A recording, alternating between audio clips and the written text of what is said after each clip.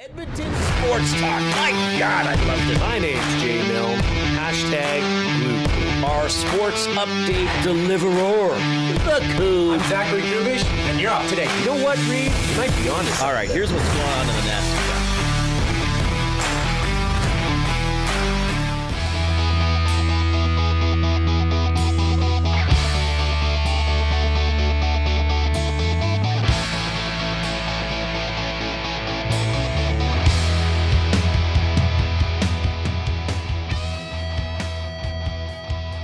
We are on location at the Edmonton Sports Talk Game Day headquarters.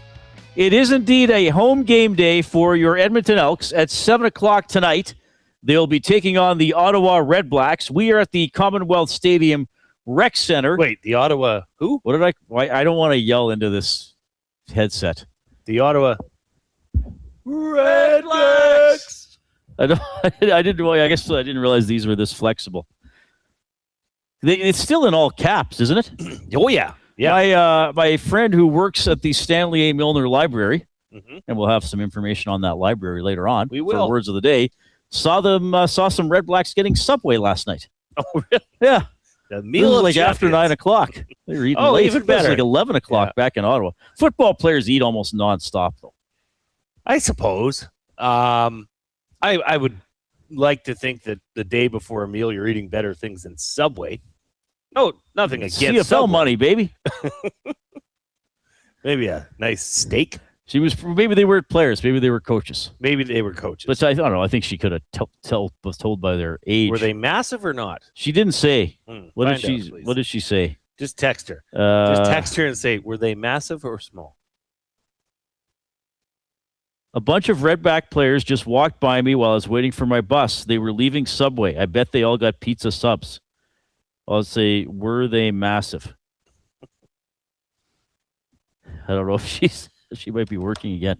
Anyway, it is a game day tonight. So Jay and I are here until 6 o'clock. At 6 o'clock, I'll get subbed out for Matthew Awanek. Milne and Matt will have the Commonwealth Stadium Green and Gold kickoff show until 7. Games at 7, and then they'll be back on the air right after the game to break it down on the post-game show as the Elks try to get back in the win column. They are 3-1. They beat Ottawa back in their first game of the season, so second and final meeting of the year between the two clubs. Ottawa still looking for a victory. They've been, pretty close in 3 of their 4 games. They lost pretty bad to Toronto. I guess the worry is that they are due, perhaps. They've already dropped 3 home games, by the way. Just only Right, but one their road last game. 2 losses to Montreal and Saskatchewan came by 7 points combined. Yeah, they really took Saskatchewan down to the wire. Yes. And Montreal, they just that was one of those games. I don't think I saw the whole game. I saw most of the second half. It looked like, okay, Montreal's got it now. No, Right. Ottawa's back. Oh, Montreal's got it now. Oh, no, Ottawa got another one. Yeah, And we know a lot of points in the CFL this season. sure. So you got to keep grinding and keep scoring if you want to put a team away. Well, you said it. You've got to keep scoring. And that, to me, is going to be the biggest test tonight, is if the Elks can put up enough points to win. And defensively. Right. This is a team that defense should feast on. I don't care. It's too bad that Nick Anderson and Brock Moguson are both injured, but Daryl Jabome is not that much of a drop-off, and I think this team needs to feast on a lesser opponent in Ottawa and not allow Greg Bell to go off like they did last week in BC. I mean, what 100 With Butler going off. Yeah. 135. Now, Bell didn't play the first. He didn't play. It was Daniel Odeboyo. Right. I always say that wrong. So there's their backup. That guy. Right. Anyways, they have to contain Greg Bell, because otherwise, yes, like what happened last week with James Butler could happen again tonight. Yeah, should be a good one. I think the weather is going to be pretty good. I think there's a slight chance of rain, but looking at the radar, Looks pretty sunny it outside. says 30%. But if you look at the radar, This is that looks pretty good. are guaranteed to be It correct. looks weather quite prediction. clear. I think the 30% of chance is not going to be over the city of Edmonton. I think So it'll hopefully be a good crowd decent tonight as evening. well. Yeah, Yeah, I mean, look, a lot of people have said, I'll start going back when they have a winning record. sure. Well, Let's see I'll it. start going back when they have some exciting players. Well, look, I'm going to tell you something here. Okay. I'm going to offer Okay, I'll throw this out there. Maybe we'll revisit it for buying or selling. Okay. Buying or selling, and this is not just for you, this is for all the listeners. Buying or selling, Justin Rankin is not the best player on the Edmonton Elks. I'm buying that. Ooh. Okay. I actually think it's DeBlanco. Really? I think he's emerging. Yes. He's everywhere. Yeah, he's everywhere. Well, just okay. Okay. I'll chew on that pretty We can quickly. chew on it. We can I've already discuss it. swallowed. And you don't like it. No, I'm selling. Okay. It's Justin Rankin, and there's no other. Who's the best defensive player? I would be up for a debate or a discussion with you that could be Joel DeBlanco. Okay, that's good. That's fine. I'm glad you'll accept that at least. I think Cordell Jackson's got to be in the I conversation. think he's very good. I'm very high on Cordell Jackson. Ross is good, but he never gets a chance to make a play because they JJ rarely Ross has throw to been him. good. He's been Tough tested. PI. That was that PI on him last week? Yep. Did he panic just a bit? Yep. Which is rare for him. Yeah, I mean, you're going up against Keon Hatcher too. I mean, Right. That's one of the best receivers. So maybe in you're the CFL. thinking if I interfere with him, it won't be a touchdown at least. Yeah, I mean, that's a challenge, and you want to get physical and be the big dog, but you can't take penalties like that. Look, Joel DeBlanco has been simply terrific.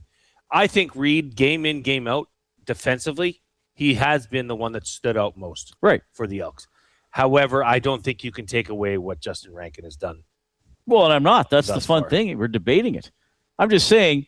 I mean, Justin Rankin. If people okay, sorry. No, Justin Rankin was shut down last week. That's what to a degree. most people would say. Yes. He still had 100 yards Right. quietly receiving. All right. My point is, we know it's been a struggle. We know the team hasn't been very good. If people are saying, I'll go back to Elks games when they're competitive, well, they're competitive. And then if you're saying, well, I'll go back when they have exciting players that I like watching. I just think on the defensive side of the ball, DeBlanco's worth watching. And some other guys. Sure. He's worth But the price of this is a admission, Reid. franchise with linebackers like Kepley and Pless and Bass and Mobley and Gass. I'm probably missing some with J.C. Sherritt. Sure. To me, DeBlanco's in that mold. Absolutely. Like a star Yes. linebacker that can do a little bit of everything. Yes. He very much so is. You can't dispute that. Now, to say right now he's the best player on the Elks, I think would be a little bit of a stretch. All right, fair enough. We'll see after tonight. We were golfing yesterday. We didn't have a program yesterday, but we had an awesome time at the ranch, the EST Golf Classic presented by Play Alberta, which is also the presenting sponsor of the station as a whole. Who did you play with again? So I played with the GS Construction boys. Oh, excellent. So we had Mike, we had Chris, we had Regan, and we had Daryl. Okay. It was like the third last hole of the day. And we found out that I'm a Commanders fan, that Mike is a Eagles fan, Okay. and that Daryl, that little twerp, is a Cowboys fan. Oh, And he knows. not good. We were beaking each other hard. So that's why it's okay for me to call him a little twerp. He'd laugh at that. Yeah. But we could have had this battle the entire golf round had we known that. But no, they were such good dudes. I got to know more about their stories and how they found GS Construction, how much GS Constructions means to them. Right. Like Daryl, although he's a Cowboys fan, has an incredible story of coming out here from Newfoundland. They saw something in him that he never saw in himself. Oh, nice. So now he's a project manager with them where, I don't know if he would have thought he could do that, but now he's doing it with them. The fantastic. You just got the sense that it's a really good company, Right. because all the guys there were in locks up. Chris bought a house yesterday during our round. While he was golfing. Yes. Just ordered one online. Yeah, he found it on Went Kijiji. on realtor.ca. Yeah. Just clicked on it. Just clicked on That's it. cool. But it was fine. No, he signed all the documents on like on the e-sign or whatever it's called. Yeah. That's awesome. He's stressing out. That was fantastic. Great day. I mean, I know you're going to speak on your experience with your group, but I mean, to all the nasties that were there, all of our supporters, all of our partners that were involved in that, and fantastic. We appreciate it. But what Matthew Iwanek does for this is simply incredible. He works his tail off, and it shows. I mean, those guys from GS they said they couldn't keep thanking me. And I didn't do anything, fellas. But it was a very well-run tournament. Also, shout out to Murray and his staff over at the ranch. Yeah, we're very lucky for a lot of our partnerships, for all our listeners, whether you could come to the golf tournament or not, or whether you golf or not, or whatever. Yeah, but Murray at the ranch is outstanding. The course, as always, is an incredible awesome shape. There was a maintenance guy by one of the greens, and I was like, "Did you lose a lot of days?" He's like, "Not really." He's like, "It drains really well." Yeah, they must have good drainage, because like my kids are at a golf camp right now in Countryside outside of Sherwood Park. And their driving range is still underwater. Oh, no way. And a lot of the course is like bleached brown. Oh, no. Because it was underwater for so long. Yeah, that's too bad. So I don't even know if they're fully open to the public yet. Yeah. All right. Yeah, awesome day. I know we talked about this morning. I was with Bruce and Lindy from William Huff. And I was with Kevin Radomski and Rogan, the equipment manager from the Oil Kings. Kevin, Rogan obviously, is the manager of business operations. Sure. He's on our show a lot. So really fun group to be with. We weren't going to win it. I mean, everybody was really encouraging. I know I'm kind of bragging about a couple of the shots I hit, but everybody hit good shots. Everybody contributed. There were times where it was like, okay, we've all screwed up. The last person hitting, and oftentimes that person came through with a good shot, or at least. So it was just a good. It was a great day, and just, again, really, really positive, a lot of camaraderie, and just another thing that makes me personally feel really lucky to be working at Edmonton Sports Talk. So, yeah, awesome day. Always already looking forward to next year's golf tournament. I guess we got the Nasty Bash first, though. That's right away. How do people go to the Nasty Bash if they want to go? Yeah, send an email to rsvp@edmontonsportstalk.com. That's rsvp@edmontonsportstalk.com. We just need to know numbers. It's no charge to get in. You don't need tickets. We simply need to know numbers. So that's happening July 25th. That's a Saturday, 6 p.m. at the St. Albert Rugby Club, where somebody will be baptized. Oh, right, yeah. Right. Do we don't know who, or do we know if there's going to be more than one person? That's a way well above that's not our decision. Yeah. All right. So that's our next big event coming up. Yeah, speaking of being part of our community, we love hearing from you. If you want to email us, it's reid@edmontonsportstalk.com, jay@edmontonsportstalk.com. If you want to send a limericks about tonight's game preview, game stories, things that are going to happen in the game, you can email those. Maybe you're listening on iHeartRadio, TuneIn Radio. Thanks for using those audio streaming apps. Make us a favorite or a preset, whatever you need to do. You can text us, 780-218-9999. River Cree Resort and Casino inbox. You can check out the River Cree mobile app. It's free to download, get exclusive offers and promotions, get show tickets, make reservations for hotel rooms and restaurants. It's safe, secure, and it's easy to use. And if you're on YouTube, subscribe to the Edmonton Sports Talk channel if you haven't done so already. And you can also post in the Nasty Chat and chat with us, and more importantly, with your fellow listeners. And while you're on YouTube, subscribe to the station if you haven't already, and also click that thumbs up button. Click, click. Must you click? Please, please click. Must you click? You must click. Thumb. You can play. I can play my sounds from my laptop here. This is a new remotely. This is a That's new pretty day. cool. Did that come through okay, Coop? Sounded loud and clear to me, Reid. Coop's never been clear. Doing a great job. Coop, how was your golf day? Oh, it was a fantastic time. I was with Big Uke and his crew, Braden, and then Papa Uke as well. So we had a great time, actually. Shot 6 under as a team. We had some mullies, had some fun, drank some brews on the course, enjoyed a lovely day set up by Matt Iwanek. Shout out to him as always. And I also hit the longest drive ever that I've hit in a golf game. Not at the range. I hit 270, boys. Really? I was high. Yeah, I was high on that ride the entire day after that. That's often 3 shots for me. Yeah. So good job, Coop. Oh, hang, sorry, Coop. Oh. Don't mean to interrupt. Breaking news? There is an update coming in here from the World Cup. Oh my goodness. This is from Group C in our Drawson. That's where I'm at. And there will be a substitution here in the 88th minute. Kubish coming off, and Coop the Corgi will make his World Cup debut. It's a big step for the man with the little legs. Oh, and he'll get a touch right away. He's like a dog on a bone, darting underneath the defenders. It's Coop the Corgi in the clear. Oh, it's a dog day afternoon Short on height, but large on heart. It's a dog-eat-dog world, and Coop the Corgi has the crowd roaring like a dog with two tails. If you still refuse to recognize Coop's brilliance, then you are barking up the wrong tree. Coop the Corgi. Oh, baby. I hope he's listening. What an individual effort. He just gets subbed in, takes the ball, weaves through the defenders. I hope Does he kick with one of his front feet or back feet? I've seen him, alternate. He usually goes with his front left when he's dribbling. But Right. He's been known to use his back leg for those little, punch kicks. Like little taps, I guess they'd call them. Right. He's a very obviously. I mean, you could hear it from the goal call. He's a very successful corgi. Highly athletic dog. Very. Yeah, pretty athletic. So there it is. great. Yeah, give us the thumbs up, by the way, if you're watching on YouTube. We have a lot to get to today. A lot centered around the Elks home game against Ottawa. Again, that's at 7 o'clock. We're taking you right until kickoff. This show until 6. Commonwealth Stadium Green and Gold kickoff show from 6 to 7. We got some hockey storylines with the Ducks matching Carlsson's offer sheet.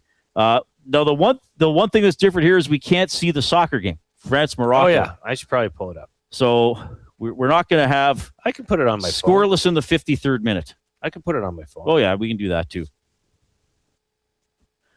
And, when Duane Forde is scheduled to join us here. Yeah, that's the plan. I mean, everything. Yeah, he's going to do Can TV change, at 7. but that was the hopefully we plan. get him. We didn't have a show yesterday, so Wagon Wednesday will be today. Update from the Rangeland Derby at the Calgary Stampede. Yeah, Greg can't Buchanan wait. from the WPCA is going to join us. That's presented by Century Mile Racetrack and Casino. And, of course, we have the afternoon headlines, which are presented by 100.3 The Bear, Edmonton's best rock. Stream them on iHeart today. This is Chet Palmer with your sports report. Killam's crew taking on the color palette tonight. REDBLACKS. Sounds like my brother-in-law trying to pick a winner at the roulette table. EST Golf Classic was a holler and hoot nanny. Got to meet a lot of listeners. Hey, Jason Milne, is that a big uke in your pocket, or are you just happy to see me? France versus Morocco at the Footy Fest. Up until a few weeks ago, I thought Infantino was what my Italian neighbors called their newborn son. Looks like Infantino needs his diaper changed. Hey, looks like Infantino's finally getting a tooth. Hey, Infantino's cranky. We better feed him. Hey, check out this video. It's Infantino taking his first step. I'm Chet Palmer. Oh, Infantino. I love that play on Infantino. That's Yeah. and yes, it is a big uke in my pocket. Yeah. Just He lives there. just hanging out. Yeah, just hanging out. We want the next EST listener baby to be born. You got to name your baby Tino. Infantino. So then you can just call it Infantino. In the next World Cup, he'll be Toddler Tino. Toddler Tino. Yeah. And we'll get Teen Tino. Teen Tino. Oh my Adult goodness. Tino. Young adult Tino. Yeah. First, obviously. Oh my goodness. All right. I'm excited to be here, buddy. I'm really excited for this game. So am I. This is only our second game that Matt and I have been at Commonwealth for the game. And to me, that makes such a difference. I love being here. The 55-yard line, again, I don't think the 55-yard line has ever actually written a limerick, but it attempts to do the odd. It attempts poetry. Mm-hmm. Roses are red. Reid and Jay are visiting my hive. If a certain commissioner shows up, he can take a hike further than Coop's best drive. he likes the roses are red, and then Roses are red. and That's then just kind of goes after the commissioner. whatever So, works for you. whatever works for you. 55-yard line. See you tonight, I guess. For One of the last times. eight more times. Well, maybe we get a home playoff game. That'd be awesome. Okay, so one other thing we want to talk about. Well, the jumping off point for this. So what Ben Thompson, our young colleague here at Edmonton Sports Talk, he often talks about his, what is it, the ball hockey team that he's on? The Ninjas. Ninjas, right. So they were eliminated last night Were they? from the Edmonton Ball Hockey I Association. didn't see that one playoffs. coming. Yeah. 9-4 was the score. I think it was 9-4. You hate to see Ben did get a goal. Did he? Needed 5 more. Well, 6 more technically. Wow, good for Benny. But he scored. But they're out. And Ben has told us a little bit about the Ninjas season. It seems to me, from the anecdotal evidence we've received, they lose more often than they win, which is fine. It's rec league. Yes. But this will be our off-topic topic for William Huff. Since 1952, William Huff has provided industry-leading advertising solutions for thousands of valued clients. Their unparalleled customer service combined with decades of industry expertise and a desire to make every job the very best can be is what they call the William Huff advantage. Visit their website at williamhuff.com or give them a shout, 780-454-4536. We want to hear about the worst rec league team you were ever on. So maybe you played slow pitch, hockey, ball hockey, flag football, whatever. Worst rec league team you were ever on. I was talking to you about this, and the rec league teams that I played on, we were pretty good. Like when we played flag, we were always at the top of the league, like usually playing in the final or semi or something like that. I played on some bad non-rec league teams, like really bad. Like real teams? Yeah, like football, high school football. Oh, really? I won 3 games in my career. In all of high school? In all of high school. Oh, I didn't know that. 1 game every year. And you know who it was against?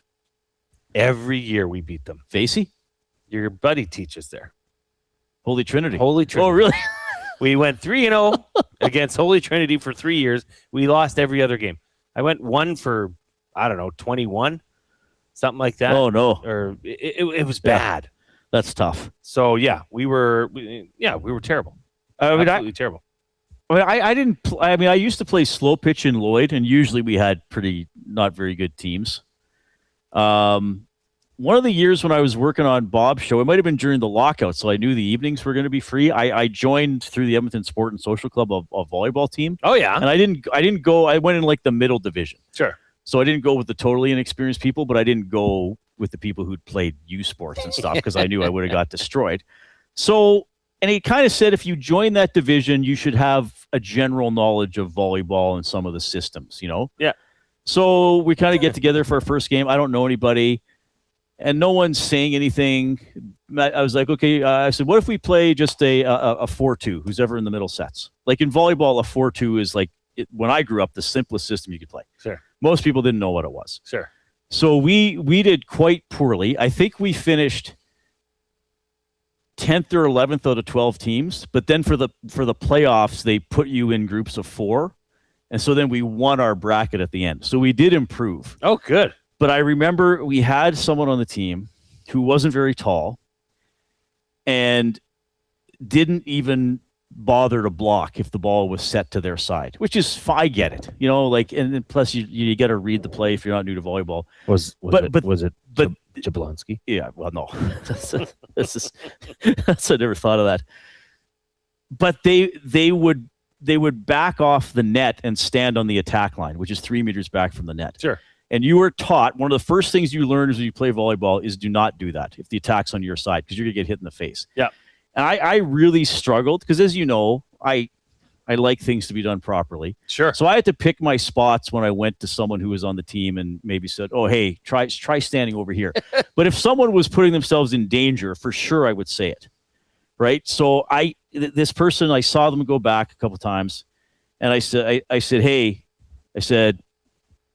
like, maybe don't drop back if they're hitting on your side because you might get hit in the face. Like if you don't want to block, cool, but maybe just stay at the net and they'll hit over you. Yeah. And I got this total eye roll of a look. And really? I was like, oh, I like don't think you were was, Mr. Know-it-all? Like I'm being Mr. Know-it-all. Telling this person right. to... And maybe I was Mr. Know-it-all about, so I was trying to limit some of the stuff, but I tried to do encouraging. Like if someone on the other team kept tipping to the same space, like I'd be like, okay, let's make sure we got someone there next time, Yeah. You'd think. So I don't think it was that match. I think it was the next match we played. This person backs off the net, just stands on the 3 meter line, and it was like a very good hitter from the other team, and he just unloaded and hit this person right in the square in the face. Falkerized him. Yeah, and I was like, "Are you okay?" And they were like, "Yeah," and they were like, "So I should stay at the net?" I was like, "Yeah." Oh, the I think person they acknowledged. acknowledged. Oh, this is why well, Reid that's mentioned good. this before. That's good. Yeah. Was there blood? Was it broken? No, it nose? was just a a good solid like. pop. Oh, that's right off my face. Yeah, and kind of like. Didn't they used to say that like you packed that person? Yeah, you got packed. You got yeah, packed. yeah. I don't even know what that means. So we had our struggles position, but we actually did improve. And like one thing, because there were a couple other, like there was one guy on the team, like he actually was getting frustrated, and he just would be like 3. So even if we didn't attack, we would make sure we used 3 hits, even if we were bumping it over, so you can at least control it and get it to a part where you might challenge the other team. So it was nice that we did improve, but we weren't very good, especially to begin with. That was a long-winded story. I'm sorry. No, that's okay. That's a great story. France has scored, by the way. France has scored. My high school football team sucked. That was the one that we were so bad. When the first year I played Bears, we were 1-7. Oh, right. Did you get blown out? By the Huskies, yeah. Yeah. Saskatchewan. Like 50-something, 60-something? It was gross. Yeah. The Bisons, Manitoba Bisons, kicked our asses, man. Yeah. But then you guys got good while you were there. Well, then we paid them back when we went 7-1 and 7-1 back-to-back Right. seasons and beat them 69-16. Nothing wrong with that. Nothing wrong with that. Nothing wrong with that Pay at all. back something, isn't it? We just got a message from a teacher at Holy Trinity School. Sorry. Apparently they no longer have football. Well, we beat the brakes off them so bad they sold all the equipment. Oh my god. If we were beating them, it's bad. Oh my goodness. All right, so the off-topic for William Huff, worst rec league team, or just maybe a bad team you were on. We don't. Sometimes we get great stories, so we'll see how this goes. Okay, we better get into timeout here. We are at Commonwealth Stadium Rec Center, getting you ready for the Elks and the REDBLACKS at 7 o'clock tonight. You can get a hold of us. Text 780-218-9999. That's the River Crew Resort and Casino inbox. If you haven't clicked that thumbs up on YouTube, click away. We're off to a pretty good start there. Let's see how high we can go. I just have one. Dave C780. I see your message in the inbox, in the River Crew Resort and Casino inbox. If those are still good to go, just text me again, just so I know that those are still available. And yes, we can help you get rid of those. Oh, interesting. Okay. Yeah, interesting. Here's Zachary Kubish.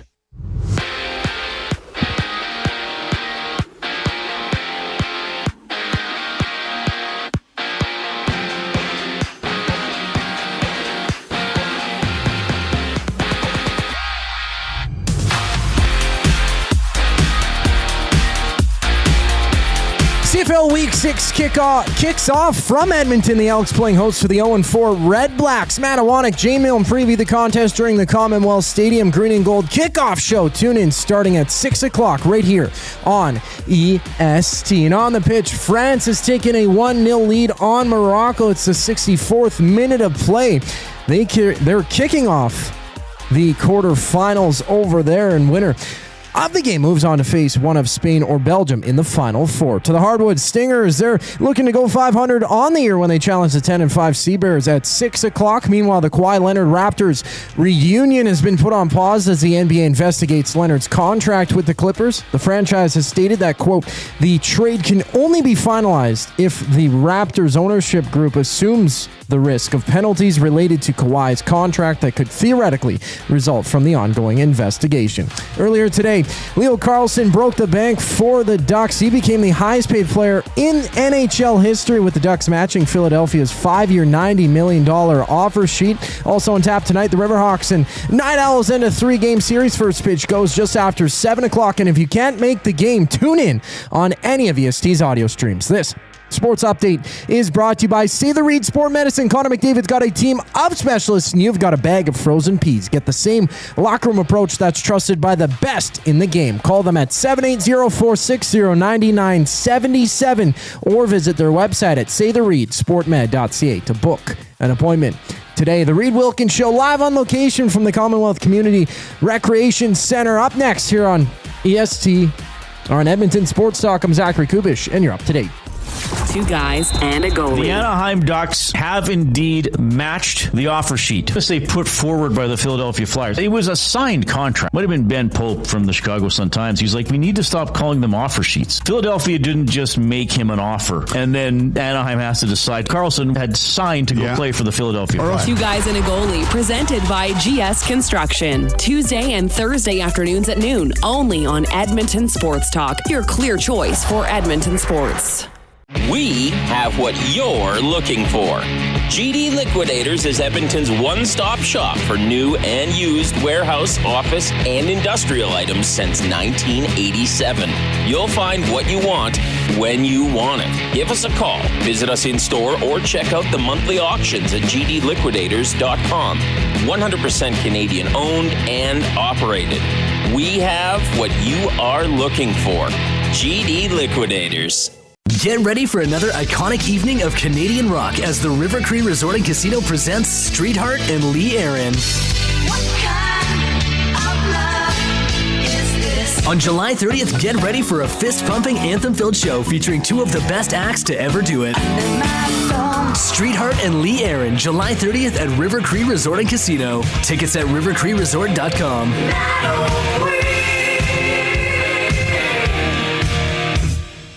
GCL Diesel has been serving oil country since 1972. From diesel cars to SUVs to pickups. From farm tractors to school buses to a big rig. From diesel generators to forklifts, GCL can test, troubleshoot, and repair all diesel fuel system components. Whether it's injectors, pumps, turbos, filters, or additive, GCL has the parts you need to keep your diesel running the way it should. For genuine diesel parts at wholesale prices, visit GCL Diesel in the West End or online at gcldiesel.com. GCL Diesel. Diesel understood.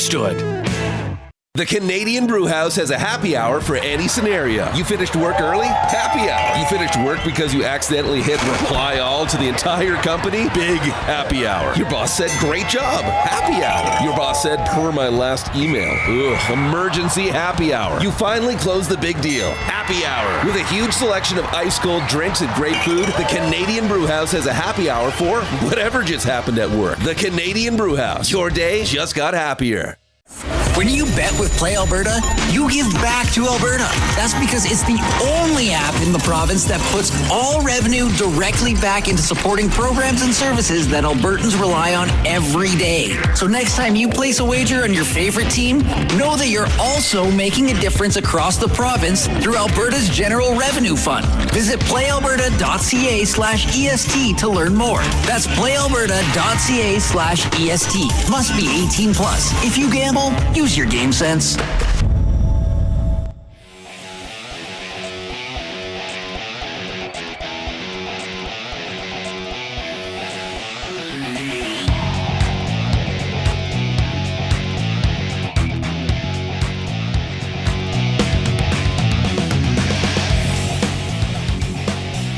Hope you're having a great afternoon. Looks like a great afternoon for fans of France. 2-0 now up on Morocco into the 70th minute.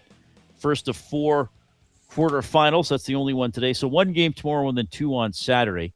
And then obviously into the semis next week. We've so enjoyed watching the World Cup. Oh, haven't we so enjoyed? We have.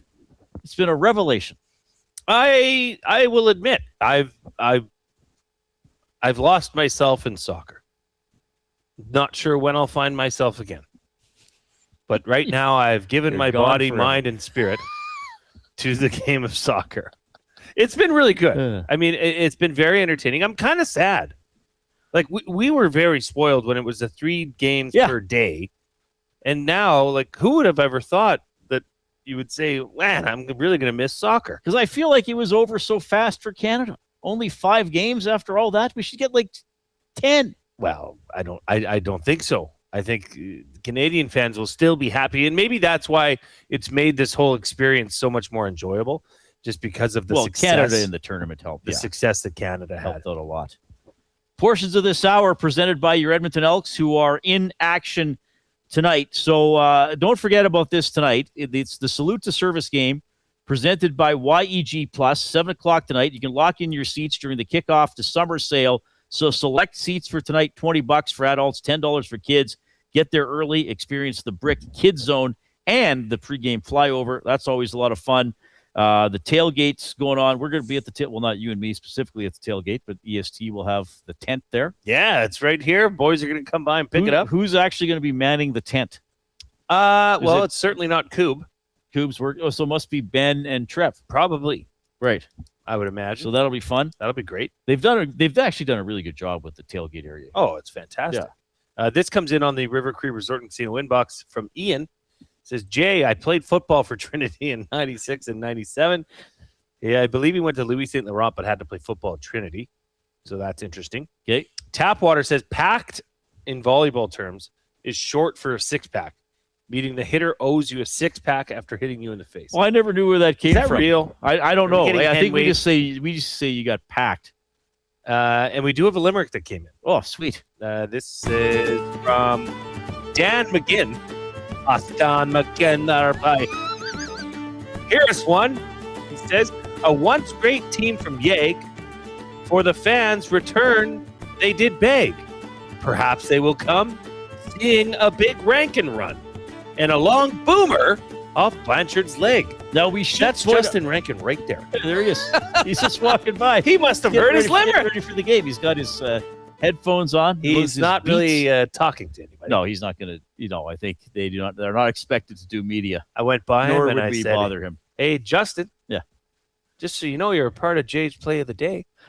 To which he didn't even acknowledge. Didn't acknowledge you at all. No, he didn't. Okay, no, first of all, that's a fun limerick. I know you got some more text you want to read, but that's a fun limerick. But we should point out, because about 4 or 5 games into last season, we were talking about Blanchard being like, really? This is the kicker of the future? Right. Is this your buddy waiting to come in? Yeah, come on in. Yeah. Is this, what's his name? Porter? Michael Potter. Potts. I think that's what his firefighter. Okay, we've got to finish this segment. Then we'll take a commercial, and then you come in. But you can hang out. Do you have time? Yeah, I'll have a seat. Yeah, we'll talk to you second. Because what's going on here? We'll talk about how he rewrote the record books of Parkland minor football back in the day. Oh, wow. Okay. Who's older? Were you guys 44. Were you teammates at the U of A? Yeah. Oh, okay. Cool. Yeah, he's a. What position was he? He's a running back.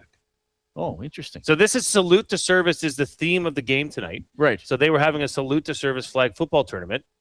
And Mike, if that's your family, tell them to come in. It's okay. Yeah, they can come in. Oh yeah. Yeah. We'll have a fun this time. is not a. Well, we'll go to break now so we can have area. some talk with Mike. I got to make sure. Do we do anything else?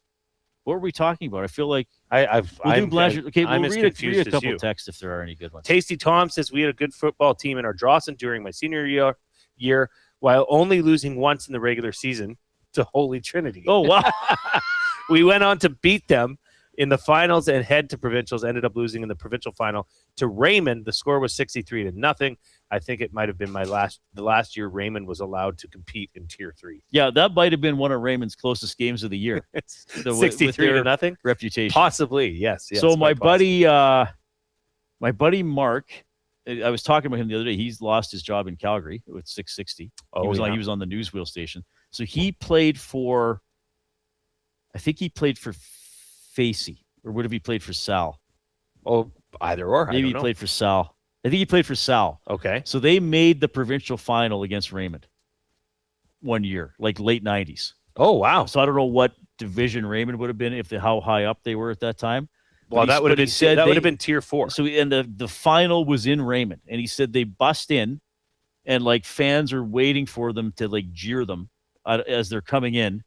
And I was like, how was the game? He's like 45-0 Raymond. Never had a chance. Right. And he was like, probably toughest game they had all year. Really? Because that was a good Sal football team. Yeah, I think that's – I'll have to double check with him with that story. This was almost 30 years ago. But we'll say that was what happened. Fun. But saying Raymond won a game lopsided – that's not much news to anybody. Yeah, that's not yeah, what's this guy's name? I got to write it down. Michael Potter. I got to write it down. Well, they were calling you Potsy out there. I heard that. Yeah, we can call him Potsy. All right, we'll sub. Can I stay on for the interview? Oh yeah, we're gonna put him in the middle. Football. No. Okay, no, you're close enough. Yeah, I could anoint you. As I hung out in Hub Mall a lot. Yeah, 10 years before you guys were even in university. Yes, so you're it good. Sort of counts. All right, we got an update here from Zachary Kubish.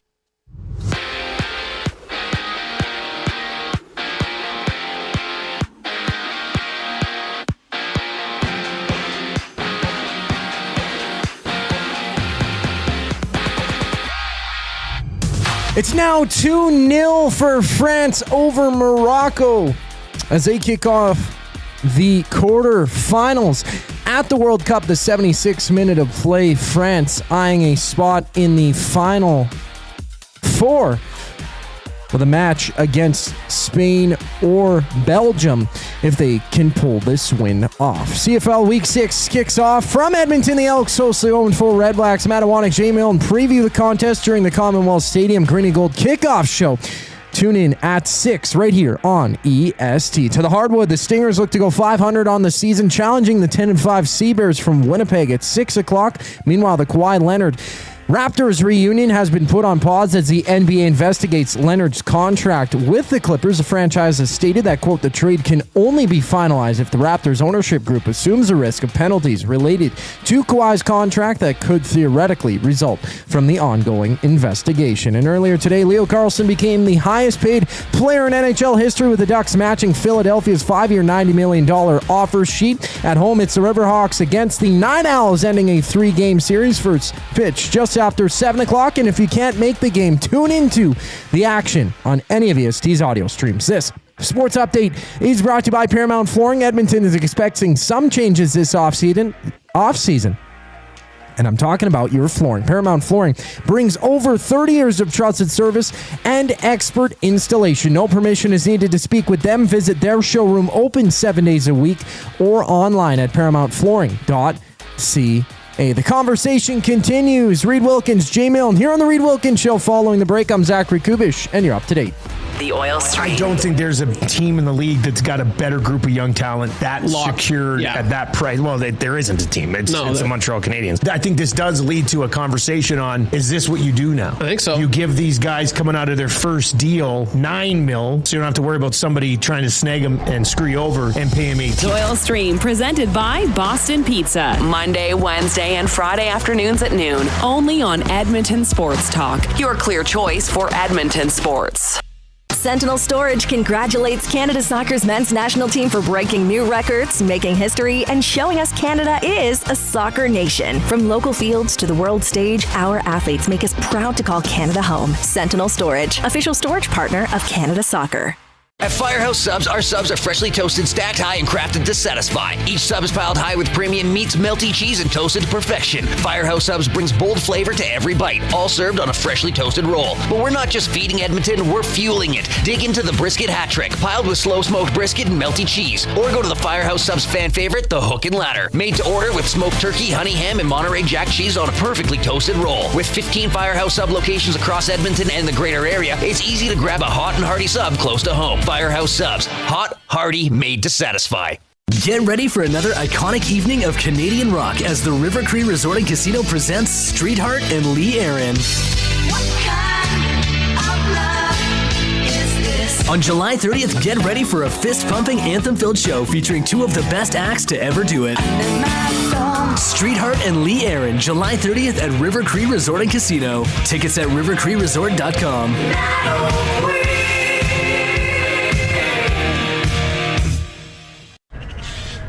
Somewhere, someone is sitting on a patio that is literally part of the parking lot. They're hot, uncomfortable, and bored. Do not be that person. The Canadian Brewhouse has a rooftop, real turf, misters, fire tables, patio games, big screens, and zero reason to be bored. This summer, your standards are higher than a parking lot, and you know it. The Canadian Brewhouse, Canada's best patios. Looking for flooring? Paramount Flooring has it all. Sales, service, and expert installation. With options for every style and budget. Open 7 days a week. We've got you covered. Quick delivery and in-stock deals. Plus, EST listeners get 10% off. Visit ParamountFlooring.ca today. You'll get to see your dad. He's a... 10 minutes of fame. Yeah. All right, appreciate you tuning in this afternoon. We are at the Edmonton Sports Talk Game Day headquarters at the Commonwealth Stadium Rec Center. Elks and REDBLACKS tonight at 7 o'clock. It is the Salute to Service game. Now, we have a very special in-person guest here, but I'll let you know, usually we are welcoming guests on the Oil Country Towing Hotline Oil Country Towing, Edmonton's most trusted 24/7 roadside rescue team.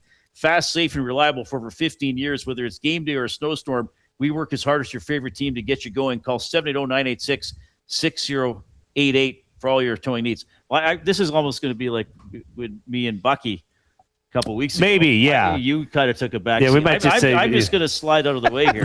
And you guys, Jay, take it away. No. I'm so pleased. I'm honored to have a longtime nemesis of mine. That's true. And then became a teammate of mine. This is Mike Potter.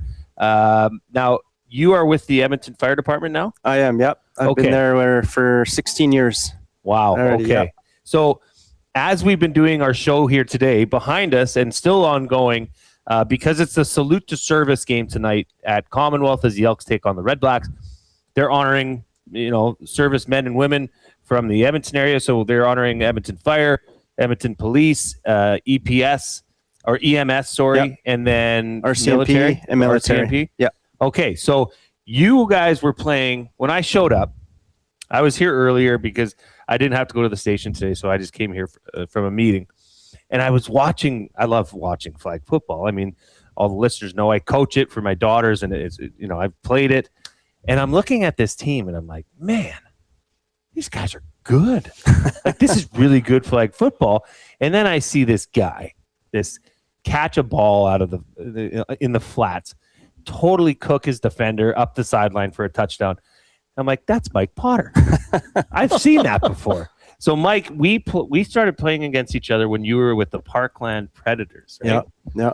And I know we were talking to your son prior, and you said that when he plays flag football and he misses a game, the team suffers. Yes, they don't win. That was Mike. That was your dad, by the way, when he played for the Parkland Predators. If he wasn't there, they didn't have a sniff at winning because you. Like, what were your numbers back in those days? Do you remember how good you were? Oh man, you're asking me to remember that far back. Like as for yards per game or per year or whatever. Yeah. Like you do what, $2,000? No, I never did $2,000. It was, I think my most was maybe 1,600 for the year. In what, 8 games? Yeah, something like that. So Jeez. Yeah. And then we went on to play Team North, and then you were Team Alberta. Yep. And we went out to, I've told the story about how we went out to the Canada Cup in Vancouver. Yeah. And do you remember the bet that was made for me to walk on a certain beach with a certain member of the team? You and Hartley? Yeah. The Harry Hartley, we called him Chewy. Chewbacca. Yeah, there Chewbacca. you go. See, it's not made up. That was an actual thing. I think I've told him the story before. Yeah. So, what's it like to be a part of this? And I don't know, like it's pretty cool for the Elks to be, honoring people that are in your line of business and your line of work. What's it like to be out here playing flag football on the Salute to Service game day?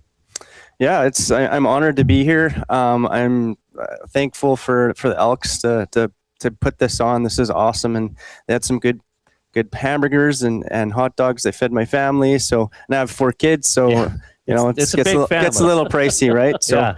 But no, it's an honor to be able to go out there and just have some fun and play against police and RCMP and the military and EMS. And, we see them out on the streets all the time, but to see them kind of in this type of environment is a little different. Kind of, they've EMS and fire and sometimes police have a bad rap sometimes. Like sometimes they don't, in the past, they haven't got along. And I think that's changing. That's definitely changing. Like we're definitely getting along out there, and I think this is even going to make it better. Yeah. Just to, rub shoulders with them out on the field and sweat with each other, and yeah, it's just fun. No one's yelling at each other, no one's pushing each other down, but yeah, it's fun. So this is not just for it's for fun, but there is a competitive level or aspect of this. So 2 teams are going to be competing in the final. Yeah, and that is during the pregame. Is that correct?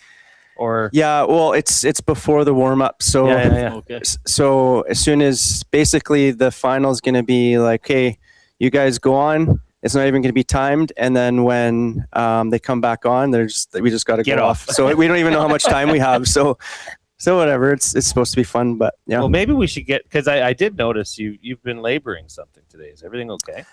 I think it's the old ligaments and muscles that got me today, but I was doing yoga and everything before, but just my hamstring, I tweaked it a little bit. My hamstrings are hanging on by a thread right now too. Yeah. I can't move anywhere without my hamstrings. I'll say. Yeah, it's frustrating, but okay. So you guys were Golden Bears teammates? Yeah. For how long? Every year? Well, I was there for a couple years, and then I got on with Edmonton Fire, and so I left early, and then he stayed all 4 years. Yeah. Okay. So what do you remember most about being a Golden Bear? Was that just when they were starting to turn the corner a little bit? Yeah. What I remember most is Jared Winkle, because he was first string, I was second string, and so I didn't get to play anymore. But the team was awesome. Like I loved being a part of that team because I knew the struggles that they had before, and this was the first year they had made playoffs, and we had Winkle and Milne and Lowry and Salmon breaking records, and it was just a honor to be a part of. Now, how mean was Jason Milne? Because he's shown me video of him absolutely destroying players on the opposing team.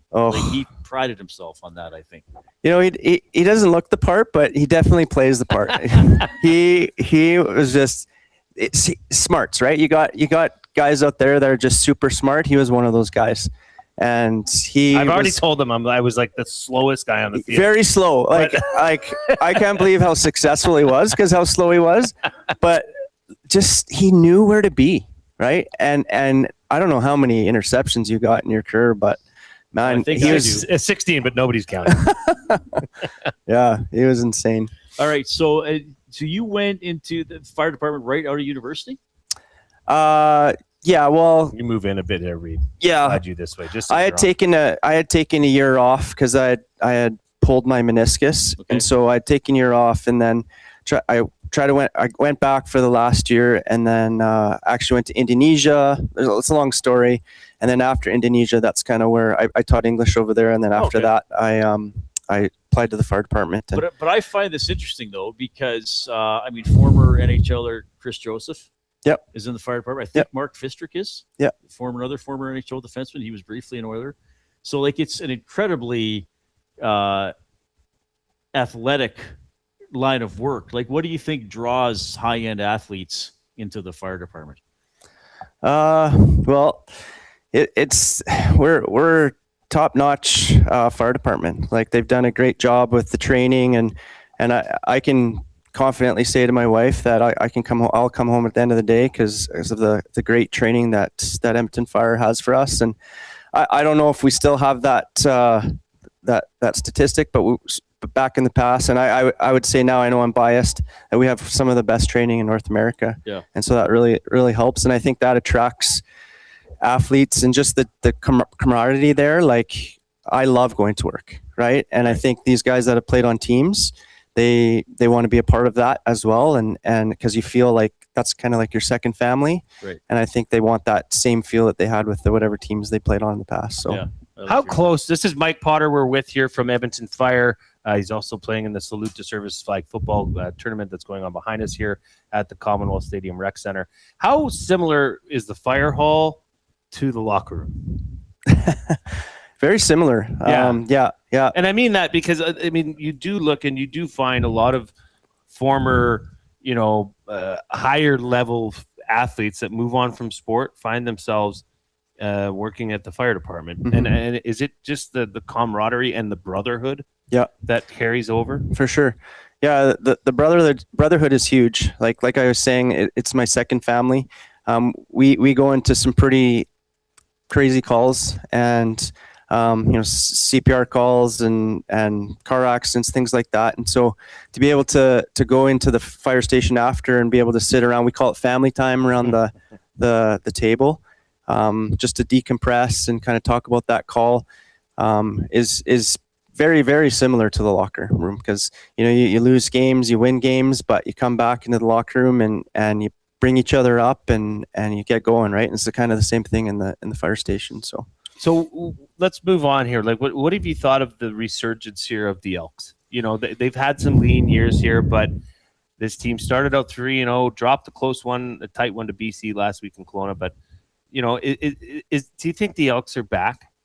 I think so. Yeah. Yeah. I've seen their last few games, and they've got grit this year. The coach is unreal, right? He's just so passionate. And I think that's what we needed is this passionate coach and players just to be on board. Right. And I think that's what you're seeing is they're excited. They're having fun. One thing that I really, really admire is that they're involving the community, right? And they're making us as Edmontonians feel that we are involved in their success.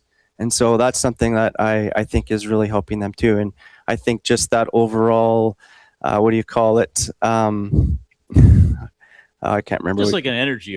Right? That energy. And when Edmontonians are on board, you just feel that energy, right? And so I haven't been to a game this year, so I'm super excited to go to tonight's game. And so, well, and you got your 4 kids here. I mean, that's the generation that is needed too, right? Yeah, and to have players that it's like, well, that's Rankin. He was here last year, and he's going to be here next year because he's signed, right? Like how, like when I was a little kid, you just knew Warren Moon was the quarterback, and Dave Cutler was the kicker. Yeah, and then we had that a little bit, Ray's the quarterback, and Ed's a receiver, and Tucker's a receiver. Yeah, so now they're trying to. Yeah, there was that continuity piece that was missing as well. So. This has been fantastic. Thanks for joining us here. Once again, this is Mike Potter, my old teammate, my old buddy. It was good to catch up with you today. I noticed you instantly out there. It's hard to deny those legs and those moves. Okay, they haven't changed. So congrats to you. You're making me blush. Congrats to your wife who's here as well. He's I married up. I definitely married up though. So. Hey, you're like me. We both outkicked our coverage. Yeah. All right. This is Mike Potter from Edmonton Fire. Part of the salute to service game that's going on at the Elks is they host the REDBLACKS tonight.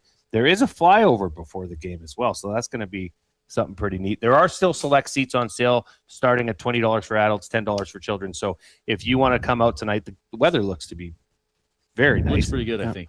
So there's still time to get in on that. But Mike, thanks for joining us here. We'll be right back. We're going to send it to the Coupe, top of the hour. We're going to hear from our partners first, and then a sports update, and we will be right back to the Reid Wilkins Show. The Lock Shop. Fire it up. Futures odds right now.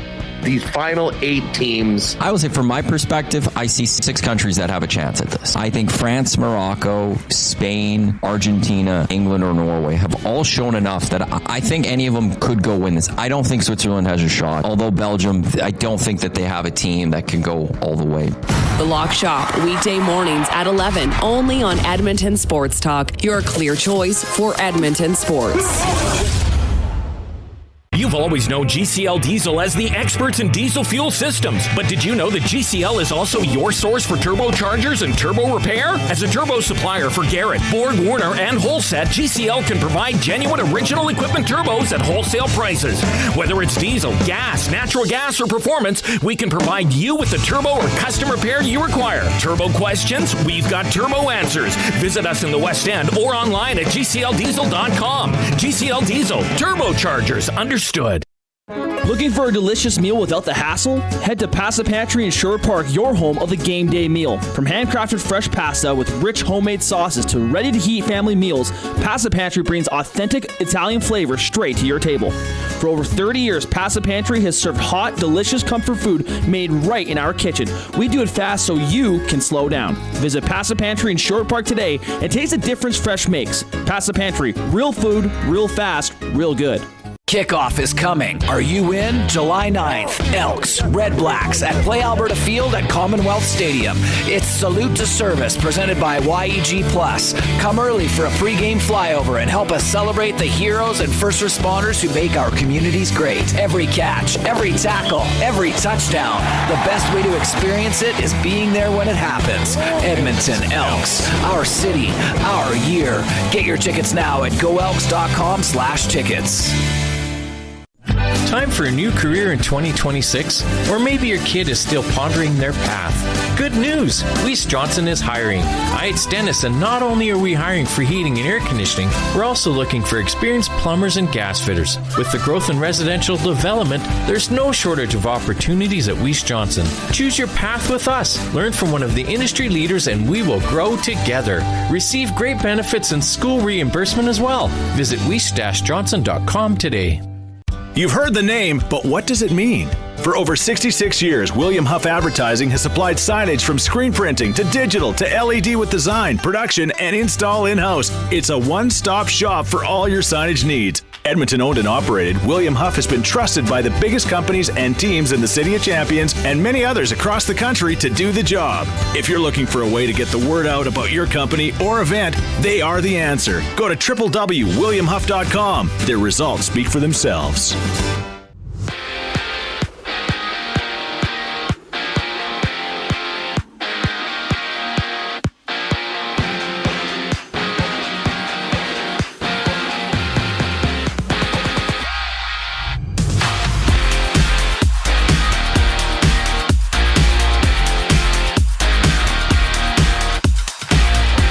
In stoppage time, the 96th minute of play, France leads Morocco 2-0, and if France pulls out the win, they will face one of Spain or Belgium in the Final Four. CFL Week 6 kicks off from Edmonton. The Elks playing host to the 0-4 Red Blacks. Matthew Wannick, Jay Milne preview the contest during the Commonwealth Stadium Green and Gold kickoff show. Tune into that starting at 6 o'clock right here on EST. To the hardwood, the 6-7 Stingers look to improve their record when they challenge the 10-5 Sea Bears later tonight. Also on tap, the Riverhawks Night Owls hit the field in Edmonton with first pitch just after 7 o'clock.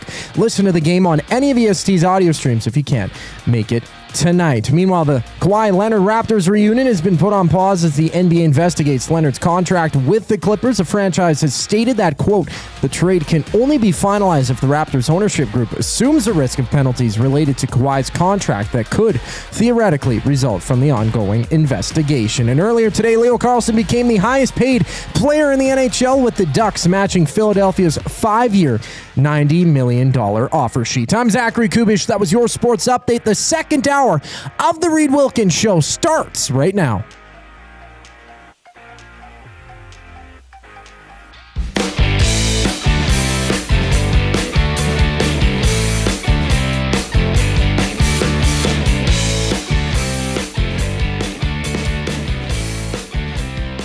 I hope you're having a wondrous afternoon.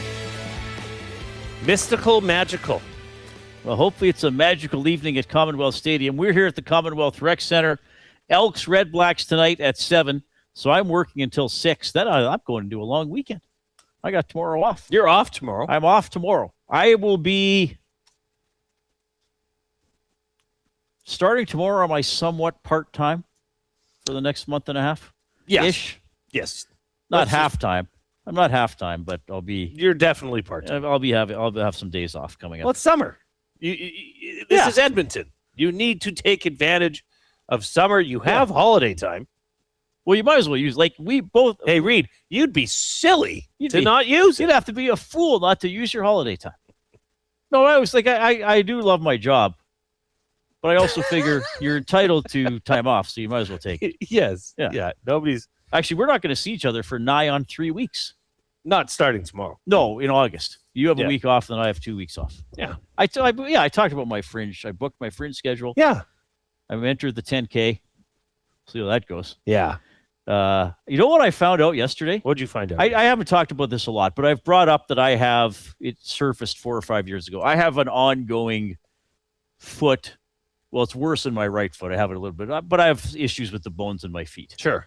And I think after yesterday, I could safely conclude golf is harder on my feet than running. Really? And my right foot specifically, I think because I pivot on it and the explosion. Yeah, well, the energy has to go somewhere. That's what you got to really take into consideration. Like people think, oh, Reid's explosive. Yeah, at a cost. Yeah, it takes its toll on your body. But in all seriousness, like I don't run as much as I used to, but I've consistently been running twice a week, anywhere from 5 to 8.5K, depending. So not a lot. Mm-hmm.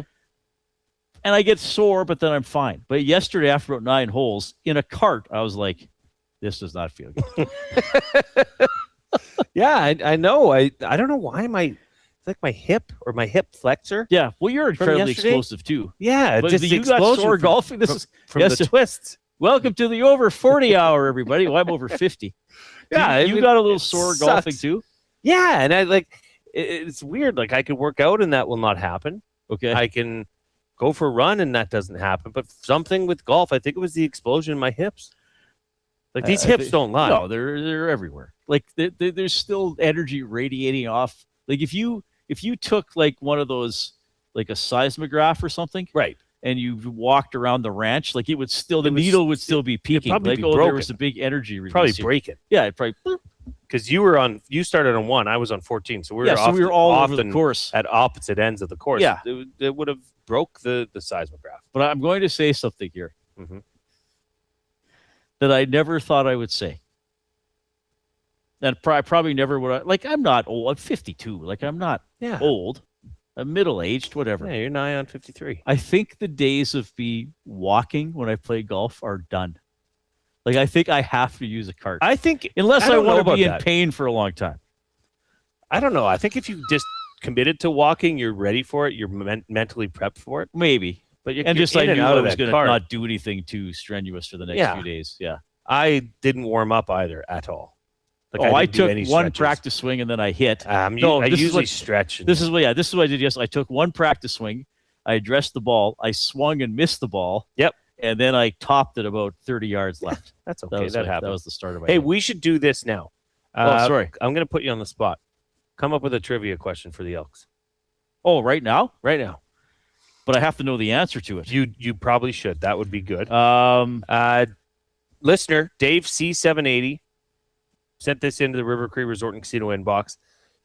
2 tickets for tonight's Elks games for free.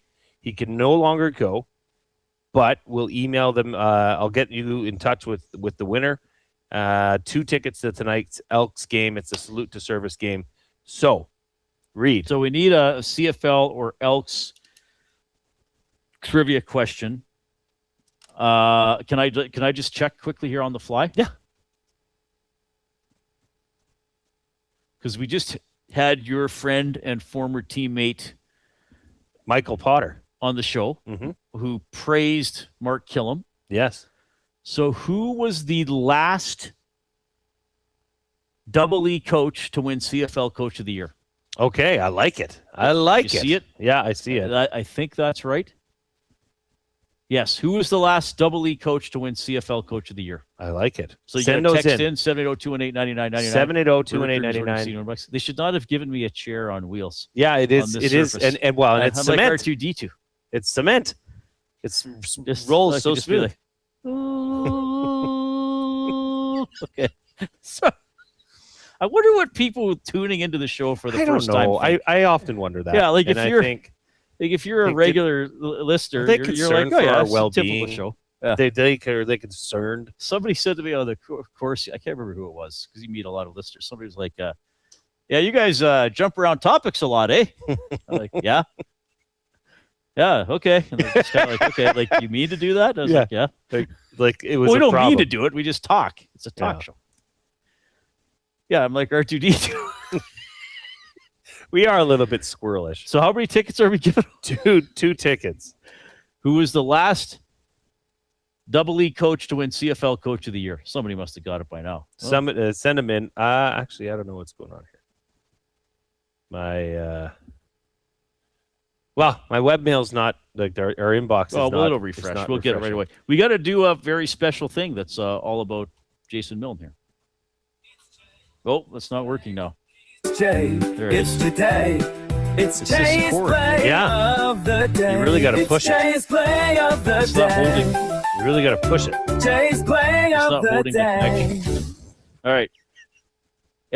Jay's Play of the Day presented by Play Alberta. When you bet with Play Alberta, you give back to Alberta. That's because it's the only app in the province that puts all revenue directly back into supporting programs and services that Albertans rely on every day. So next time you place a wager on your favorite team, know that you're also making a difference across the province through Alberta's General Revenue Fund. Visit playalberta.ca/EST to learn more. Playalberta.ca/EST. You have to be 18 and older to play, and if you gamble, use your game sense. All right, so we're going to tonight's Elks REDBLACKS game. So I wanted to take a little bit of a, poke at this one and not just say, like, I like the over. Mm-hmm. I like the Elks to win money line. I don't know, Reid. I can't get this up right now. Well, what? Is your internet down? Yeah, it's malfunctioning at the junctioning. Here, I'll see if I can get it. Let's see here. Anyways, I know what it is. I just don't know what the value. So it's a Elks to win, over 57 points. Justin Rankin, 75 or more rushing yards. Yes, I am aware. That's a bet.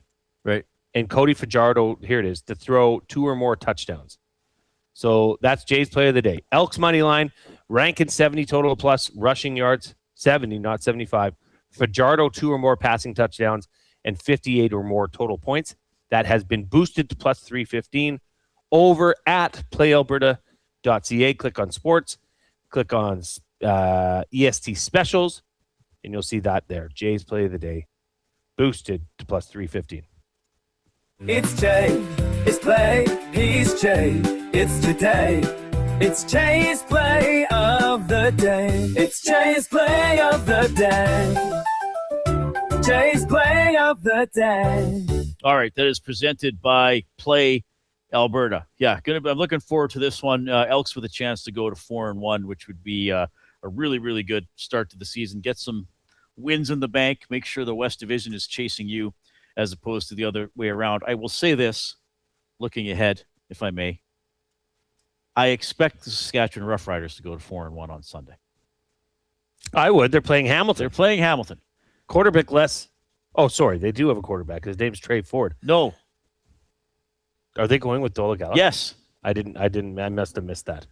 That's even. Oh my gosh. Okay. Well, yeah. Chalk another win up for Saskatchewan. Yeah. Like Jake Dolagala is not going to. He's not good. It's bad. He is not good. Unless their receivers are trained to catch with their feet, he's not good.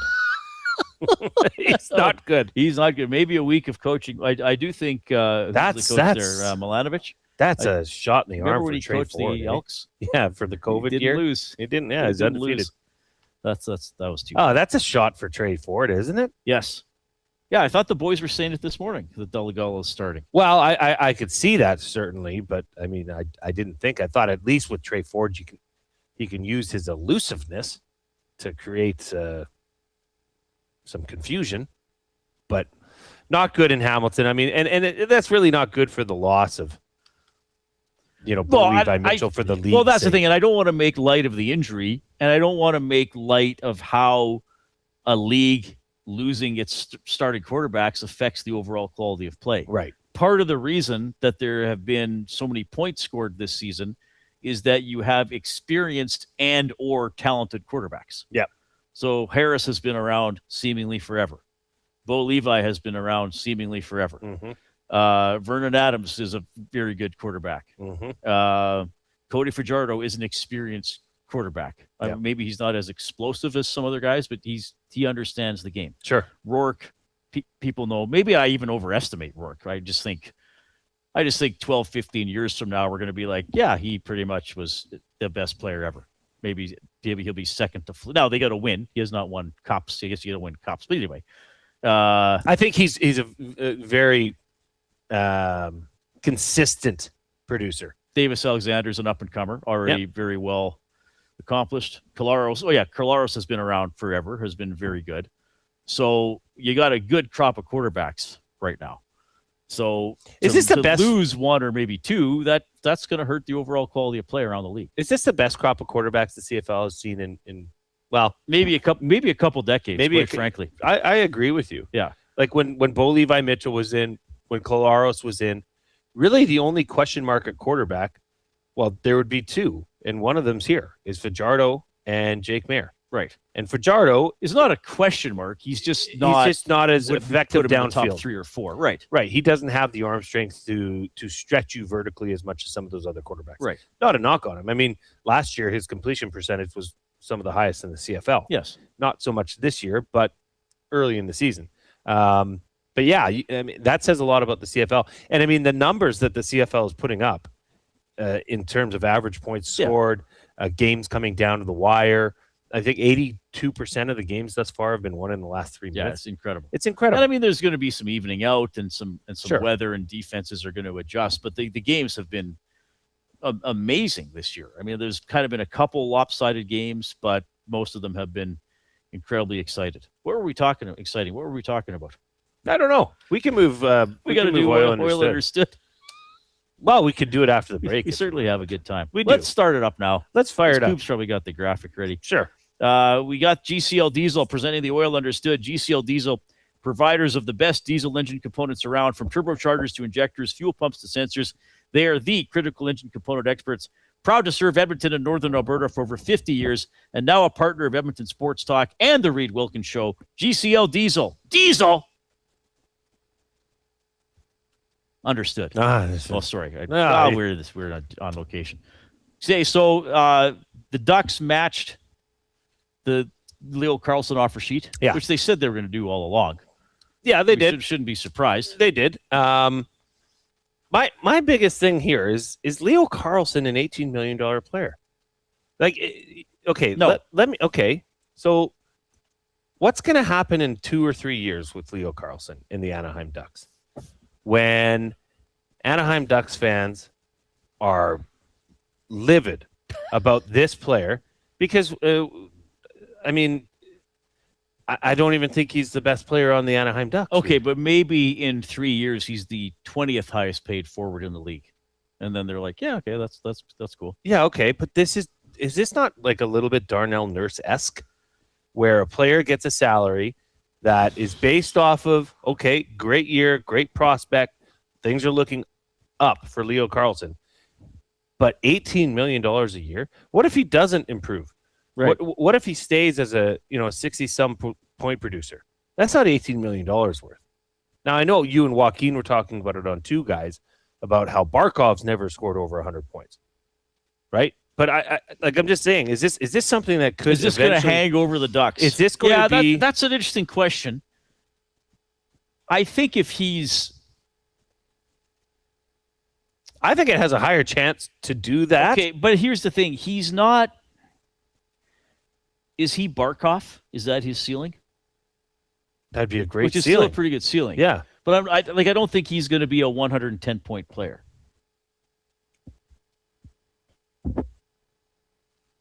So, I mean, if you're not a one, then that's overpaying.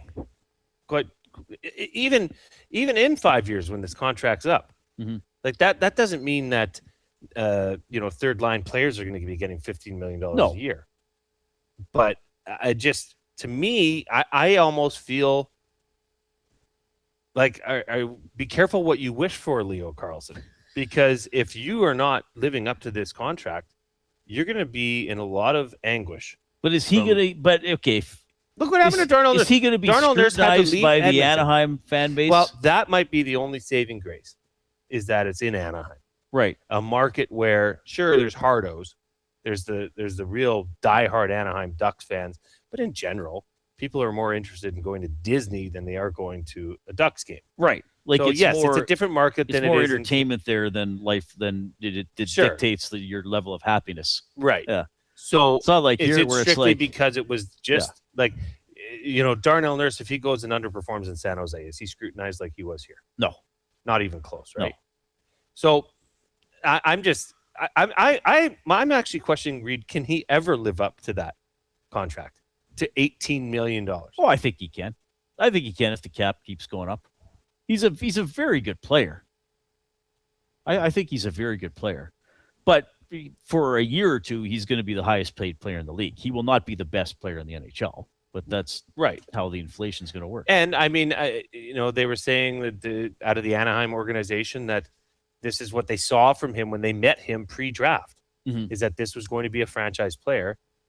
It's just now the boat's been really rocked because what about Cutter Gauthier, Reid? What's going to happen with Cutter Gauthier, who's also an RFA? Oh, yeah, good point. Yeah. So now currently the Puckpedia for the Anaheim Ducks, I think it was $9 million is what they have. If I'm not mistaken. Well, I thought they still had 20-some million left. No, I was looking at it this morning. What about that Seneca? He's got to cash in soon. He's gonna they have they locked up their I can never remember his name without looking. Yeah, Which guy are you thinking of? $9 million. Their defenseman Jackson Lacombe. They locked him up. Oh yeah, he's got long. No, he's going to be a deal.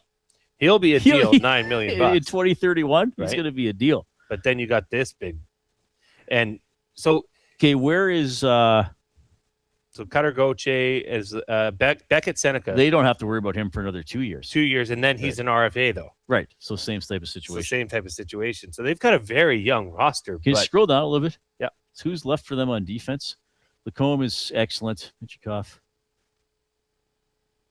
Yeah, it's still decent, but they lost a couple good guys there. Yeah, they did. There's going to be pressure on them to do it again. Even more now when you have the highest paid. And now you have paid and player now in the you have league. him. That was my question to you, Reid. Is can he live up to this contract? Honestly, Jay, I think he can. Okay. I think he can because the cap's going to keep going up, and I think he has the potential to be a very strong all-around player. If he's not a top 5 player in the league into the third year of this contract, you're overpaying for league. Really? You think so? Okay. 100%. All right. This is not $8 million, Reid. It's $18 million.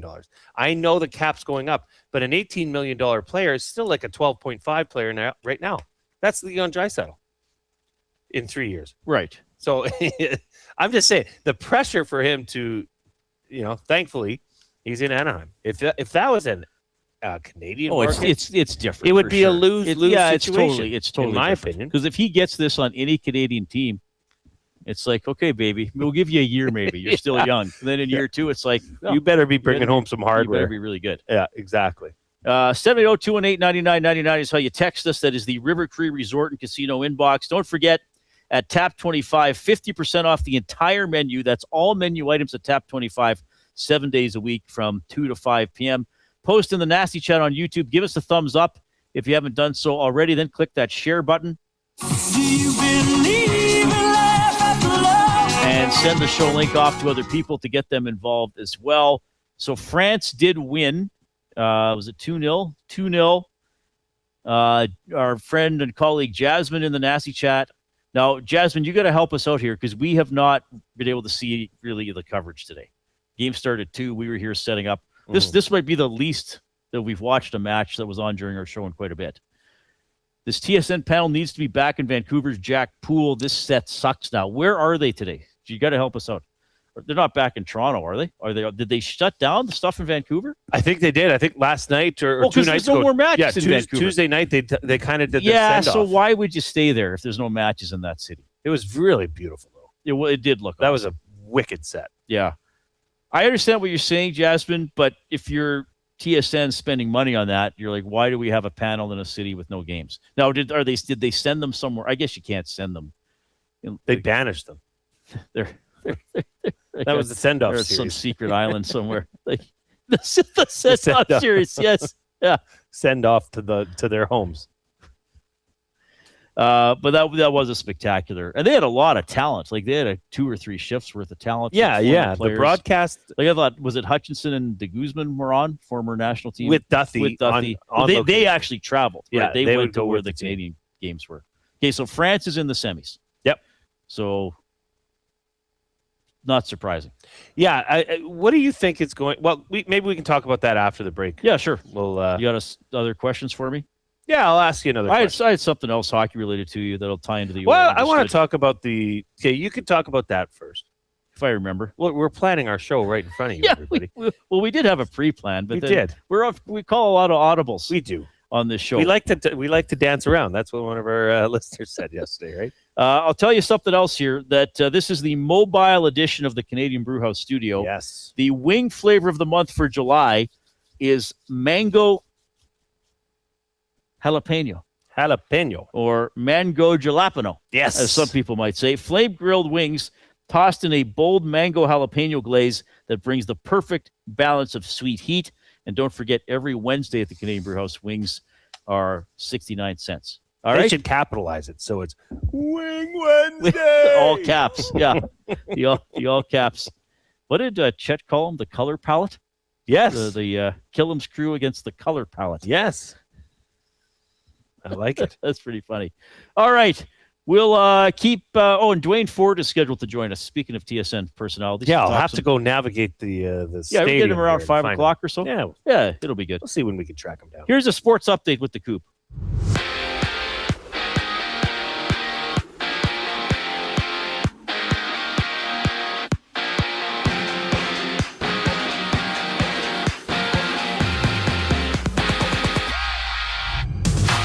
from E-Town, the Elks and REDBLACKS battle. Manawanich, Jay Milne preview the contest during the Commonwealth Stadium Green and Gold kickoff show. Tune in starting at 6 o'clock right here on EST. On the hardwood, the 6-7 Stingers look to improve their record, challenging the 10-5 Seabears later tonight in Winnipeg. Also on tap, the Riverhawks play host to the Night Owls, with first pitch just after 7 o'clock. Catch the game on any of EST's audio streams if you can't make it to the ballpark. World Cup news: France beat Morocco 2-0, punching their ticket to the Final Four. France back in action next Tuesday. They'll take on the winner of Spain-Belgium. That game goes tomorrow. Meanwhile, the Kawhi Leonard Raptors reunion has been put on hold as the NBA investigates Leonard's contract with the Clippers. The franchise has stated that, quote, the trade can only be finalized if the Raptors ownership group assumes the risk of penalties related to Kawhi's contract that could theoretically result from the ongoing investigation. And earlier, Anaheim, they matched Leo Carlsson's offer sheet from Philadelphia. Carlsson becoming the highest paid player in the NHL, signing a 5-year, $90 million contract. Over to baseball. In the majors, Mariners, Marlins, just about a matchup, and momentarily it'll be the Athletics and Tigers throwing down. This sports update is brought to you by the Ranch Golf Club. The Ranch Golf Club delivers premier conditions, top-notch service, and unmatched value every round. It's why they're Alberta's top choice for corporate golf events. Visit theranchgolf.com to book a tee time today. More with Reid Wilkins, Jay Milne, following the break here on Edmonton Sports Talk. I'm Zachary Kubish, keeping you in the loop. The Nielsen Show with Lieutenant Eric. Craig Bund. A new season starts tomorrow, July 1st. In 2024, this was a really good team, a really good contending team that had really good players on it, and they were at all the different positions. And it's been downgraded. Leon's word, this team, led by the management group, Jeff Jackson, Stan Bowman, have downgraded this team. The Nielsen Show with Lieutenant Eric, weekday mornings 6 to 9, only on Edmonton Sports Talk, your clear choice for Edmonton sports. When you bet with Play Alberta, you give back to Alberta. That's because it's the only app in the province that puts all revenue directly back into supporting programs and services that Albertans rely on every day. So next time you place a wager on your favorite team, know that you're also making a difference across the province through Alberta's General Revenue Fund. Visit playalberta.ca/EST to learn more. That's playalberta.ca/EST. Must be 18 plus. If you gamble, use your game sense. At Firehouse Subs, our subs are freshly toasted, stacked high, and crafted to satisfy. Each sub is piled high with premium meats, melty cheese, and toasted to perfection. Firehouse Subs brings bold flavor to every bite, all served on a freshly toasted roll. But we're not just feeding Edmonton, we're fueling it. Dig into the brisket hat trick, piled with slow-smoked brisket and melty cheese. Or go to the Firehouse Subs fan favorite, the Hook and Ladder. Made to order with smoked turkey, honey ham, and Monterey Jack cheese on a perfectly toasted roll. With 15 Firehouse Sub locations across Edmonton and the greater area, it's easy to grab a hot and hearty sub close to home. Firehouse Subs. Hot, hearty, made to satisfy. When gambling, set a budget before you play. Stay informed and visit GameSenseAB.ca to learn how. Remember, if you gamble, use your game sense. Tonight on Will It Store? One man, 6 bikes, and all the winter decorations still boxed up in the garage. Don't be that guy. Make space for summer with Sentinel Storage. Try 4 weeks free at sentinelstorage.ca. Since 1952, William Huff has been the heartbeat of Edmonton's advertising world. From humble beginnings to a citywide powerhouse, we've been the go-to for signage from print to design and installation. Partnering with Edmonton's top sports franchises and major events, we've helped shape the city's global reputation. Our secret? Unmatched customer service, decades of experience, and a passion for excellence we call the William Huff Advantage. Visit us online at williamhuff.com.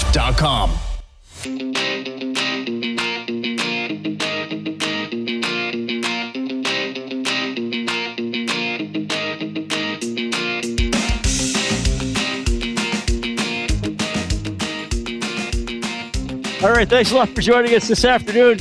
He's Jason Milne. I'm Reid Wilkins. We're 3 to 6 p.m.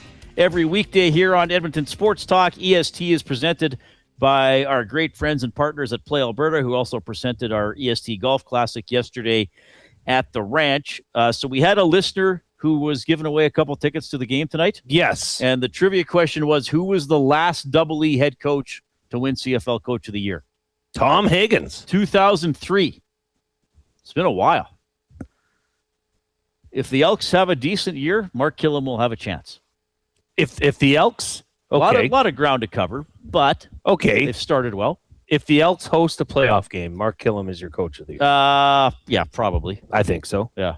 Right? You have a pretty good chance. I mean, just considering where this team has been for the past, 7-8 years? Yeah, exactly. Right? It would be a major accomplishment to host a playoff game. And if they can keep things going right now, like the way they have been, like I said, Reid, last week, the Elks did not put up their best performance. Right? Correct. Turnovers, defense got walked all over, ran all over. Yep. But they only lost to BC by 12 points. Right. They were able to limit the effectiveness of Nathan Rourke. Really. Like he passed a bit, but he didn't. Cody threw for 60 more yards than him. Yeah. So I think the Elks are just fine. But they need to play to their standard tonight. They do. They set a standard early in the season, and they need to play to that level tonight to get the win. Do we need to say who's going to the tickets? Alex has won it. I've texted Alex. I've texted your information off to Dave C780, so he should be emailing those to you. So congrats. Duane Forde scheduled to join us in about 30 to 40 minutes. Right here. Yeah, he's coming in. We're going to have to work on our 3-shot, Reid, because you were off camera. To the side. Well, if I think people who on YouTube not seeing me, I doubt they were heartbroken. Yeah, why don't you just what was it? I could just C3PO your R2D2. R2D2 over here. Just see, the people on the audio stream don't even know anything's happening. See, R2D2, I think for me, he would be one of the greatest Star Trek characters of all time. How come?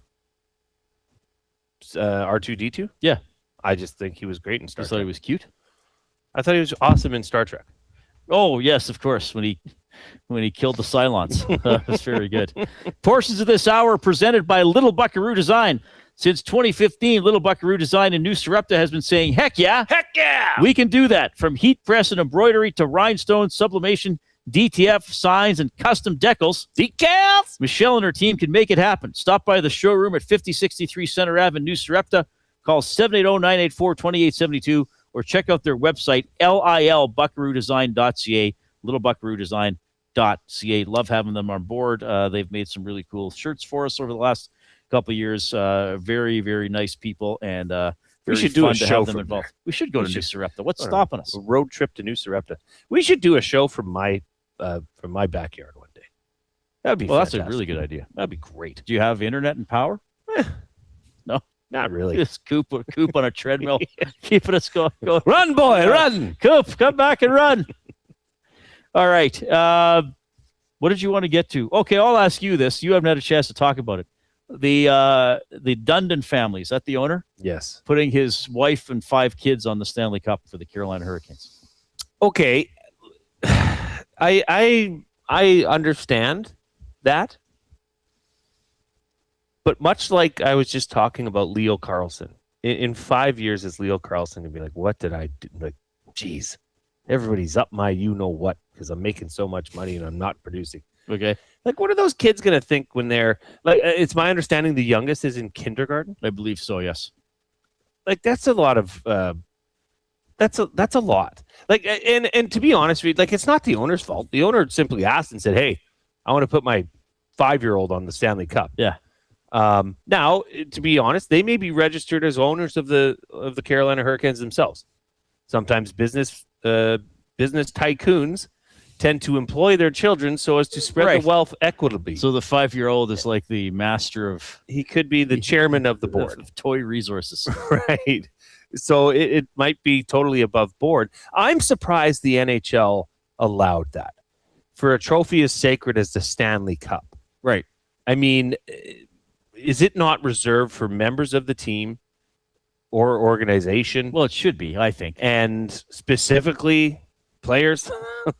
Like, wasn't there a player, I forget his name, that was 3 games shy or something? Automatic, yeah. From automatic inclusion on the Stanley Cup that they easily could have made room for. However, little Timmy's on there. I mean... Jablonski, what are you engraving on the cup? But do you think that kid, and I'm asking this sincerely, is that kid going to want to grow up and be like the kid with his name on the Stanley Cup? Yeah, it's not a great thing to be known. It's a tough look. It's like, great. Yeah, he was like, you'll be like, I didn't have any choice. It's like they put my name on the cup. Well, like, why am I on there? I have no reason or business to be on there. My dad owned the team that won. Yeah. I think the owner, sure. Now, the Panthers have Vinny Viola's wife and 3 kids on the cup. So this has happened before. The wife of the Lightning owner's name was on in 2021. Okay. The Hockey Hall of Fame, I got a Sportsnet article up. The Hockey Hall of Fame said it is not directly involved with the engraving, just the care of the cup. The Hurricanes declined comment through a team spokesperson. Well, of course they're going to. Well, there should be rules, though. There should be rules. Like I said, maybe his children all have roles on the team. Well, I doubt the 5-year-old. Like, hey, there's nothing like, evading taxes like paying your children. I'm serious. Okay, there is a way, and there's a very advantageous way to do that. So maybe they actually have defined roles. But it's kind of passing the buck here because, like, Pocklington's dad's name got X'd out back in the 80s. Well, this is on the NHL. This is not on the Carolina Hurricanes. I mean, the Carolina Hurricanes say, hey, we want to put little Timmy on the Stanley Cup. Yeah. Okay, we're going to do it. Well, you would think that they would have back-channeled and went through the proper avenues with the NHL to say yay or nay. But it's just a weird thing. It's it's weird. The Hockey Hall of Fame says it's not directly involved with the engraving, just the care of the cup. Well, the care of the cup involves what's engraved on it. Right. Like, that's a lame comment from the Hockey Hall of Fame. Like, they're passing the buck because we don't engrave. Oh, well, they just we just put on the white gloves. Engraver just puts whatever on there.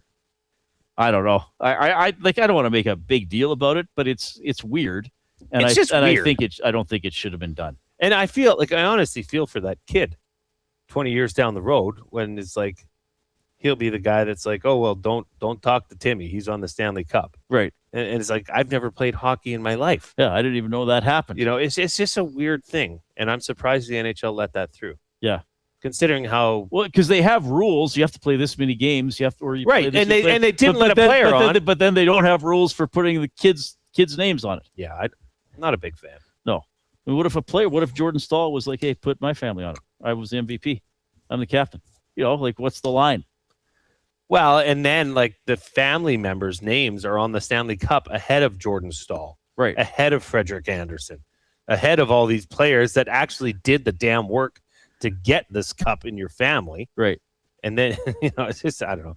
It's a very vain move. It's not all around. It doesn't look good on the ownership of the Carolina Hurricanes. It doesn't look good on the NHL, right? It doesn't look good on the Hockey Hall of Fame.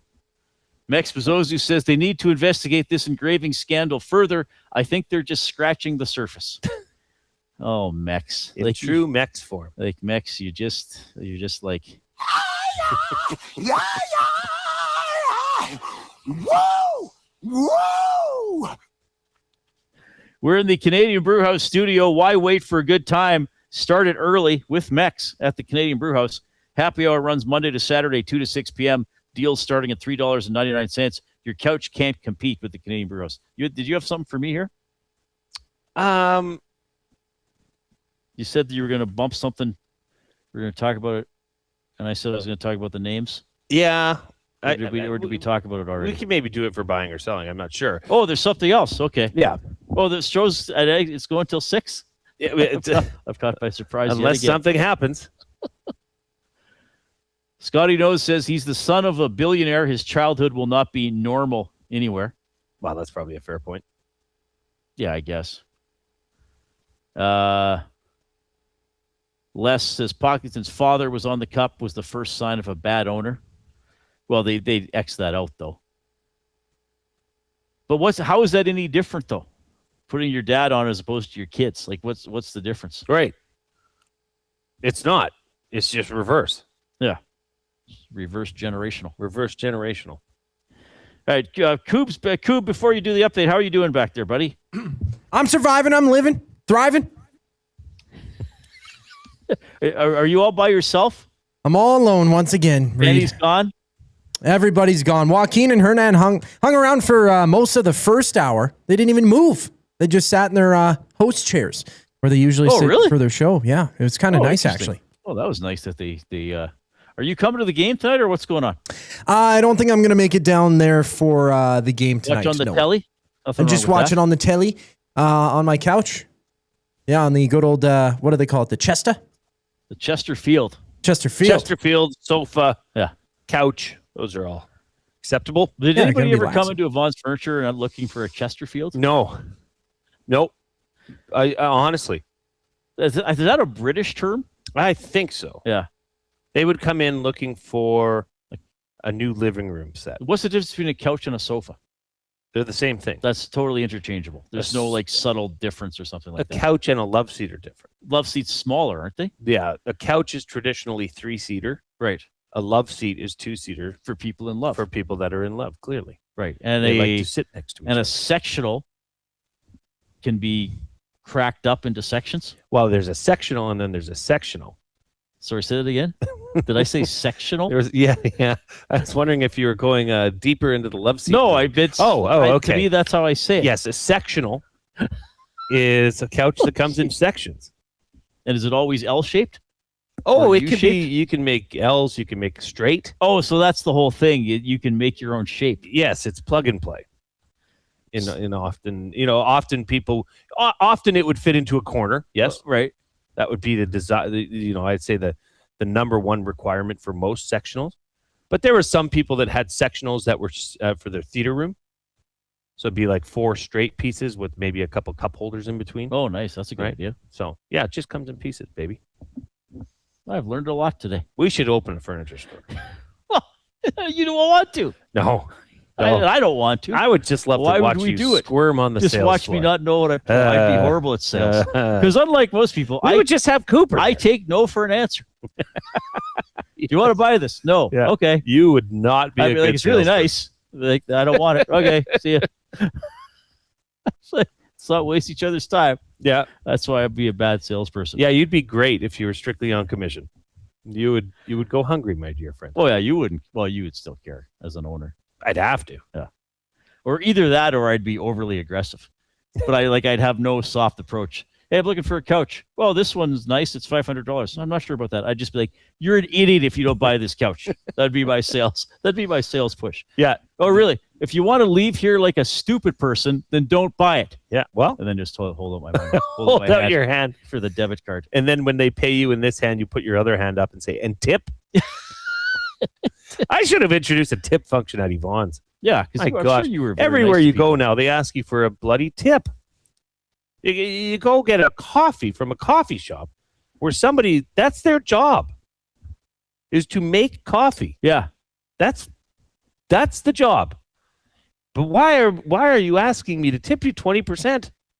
Well, then we could do a whole show on tipping. I think we might have 15 has Let's crept do up a to, summer show on tipping. 15% has crept and we'll go up to industry 18%, by right? industry by industry. Right. And we'll just debate the pros and cons and yays or nays of this industry. Do they get tipped? Like, so why don't you tip your oil change guy?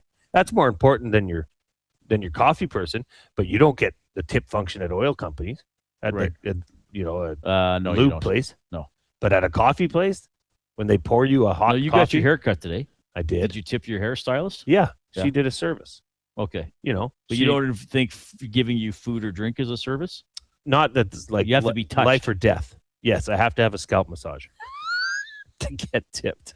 We got buying or selling for Damon Bunting Let's next. buy or sell on that. Duane Forde is coming up. We're live at the Commonwealth Rec Centre getting ready for tonight's Elks game, which is at 7.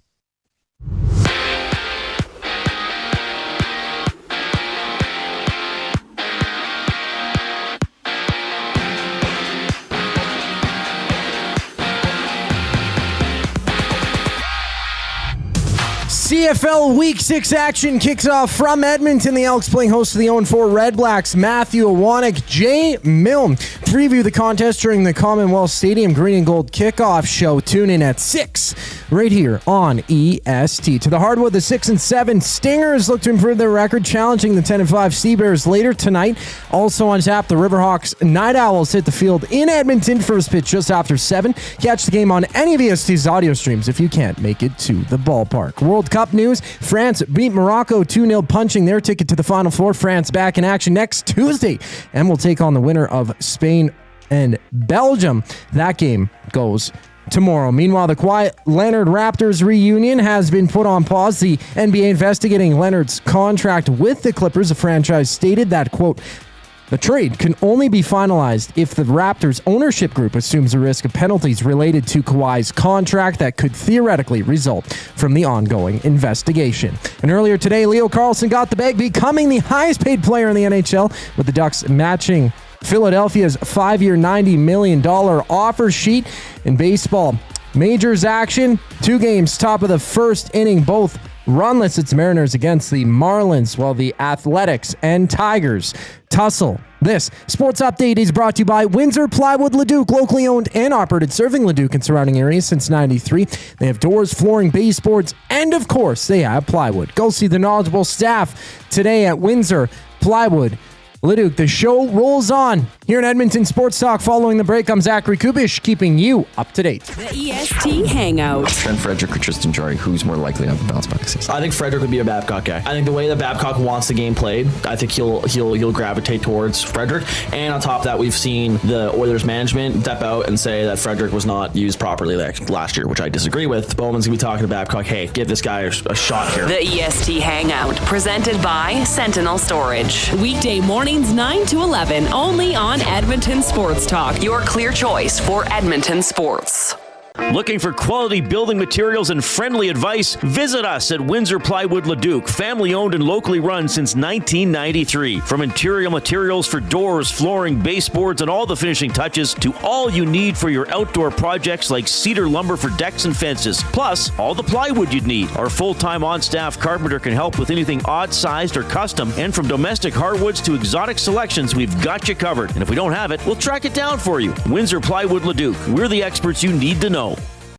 When you bet with Play Alberta, you give back to Alberta. That's because it's the only app in the province that puts all revenue directly back into supporting programs and services that Albertans rely on every day. So next time you place a wager on your favorite team, know that you're also making a difference across the province through Alberta's General Revenue Fund. Visit playalberta.ca/EST to learn more. That's playalberta.ca/EST. Must be 18 plus. If you gamble, use your game sense. Tonight on Will It Store? 1 man, 6 bikes, and all the winter decorations still boxed up in the garage. Don't be that guy. Make space for summer with Sentinel Storage. Try 4 weeks free at sentinelstorage.ca.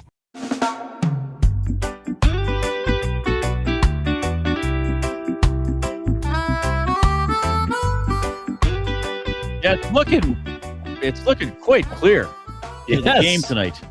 Good. Yeah. Oh yeah. Hey, Emperor, how's the weather for the Elks game tonight? Good. I mean, it still says 30% chance of rain, I think, but I don't. Oh no, it's downgraded. 21% chance of rain. 21 and sun and on the radar there is nary a cloud on the radar. So it's because a few hours ago it still said 30% chance of rain, maybe thunderstorms. Correct. That's all gone. So if you don't have a ticket to the Elks game, and of course, like, we have an interest in it. We want all the sports teams in town to do well. It helps everybody, helps the town. So yeah, we're here at the stadium, but the Elks got a good team. Weather's going to be good. I mean, it's too bad for the home opener. That was I heard at the home opener though, some of the fans who came stayed in their seats through halftime. Yes, even when it was pouring. They rain. were sick puppies. I heard that really upset you that I did that. Sorry, it's just such an odd move. I don't know. I found that of all the people I'd be Wanek wouldn't. Well, you can't be surprised that I was sitting there. Okay, you are different. That is a fact. Like the game's going to restart, and I need to be in my seat. There was no question of that. And you were just intent sitting there. So to go back, it was pouring cats and dogs, the season home opener. And I asked Reid just slightly, shortly before halftime, hey, how are things going? Where are your seats? I might come see you. And then he sent me where his seats were. And then at halftime, I said, okay, where are you? Because I just couldn't assume that anybody would be sitting in the pouring rain during halftime when you could go up onto the concourse. He says, I'm at my seats. And almost like, what do you mean, where am I? Why would I be anywhere else other than my seats? So I go down there, and I had a rain jacket, but I'm in the press box, so I don't have to brave the elements like you did. And he's just sitting there with this deadpan look on his face, like, staring at the field. And it's halftime. There's nothing on. I was making adjustments. Yeah, you were doing something because it was excellent. I was very, you know what, Reid? I was proud of you, little buddy. It's buying or selling for Damon Bunting, a consistent top-producing realtor in the greater Edmonton area for over 18 years. He and his team would love to help you find that right home or make the move from your current home. Community-driven, he understands what it takes to make a difference in our city. Check him out, DamonBunting.com, or the Instagram handle of Damon Bunting Real Estate. Damon Bunting was the, what was he, the flag sponsor yesterday. Yeah. He took us to the Stingers game on Sunday. That was Stingers, by the way, home Saturday evening.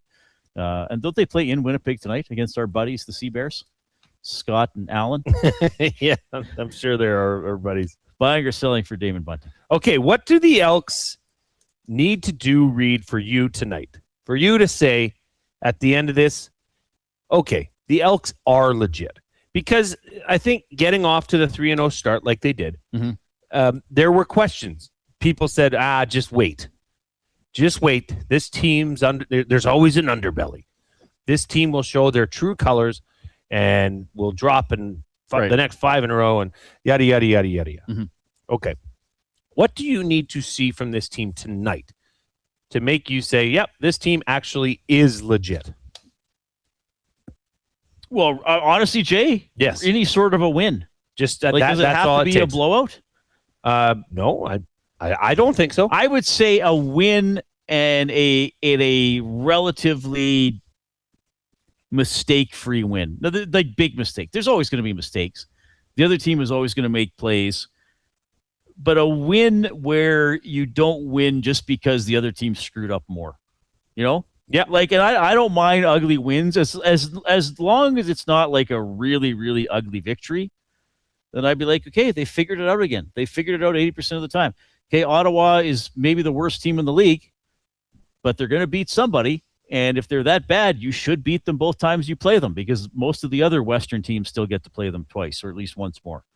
So if the Elks assert themselves, play to their standards, and avoid huge mistakes that keep Ottawa in the game, then I think it's a very positive development.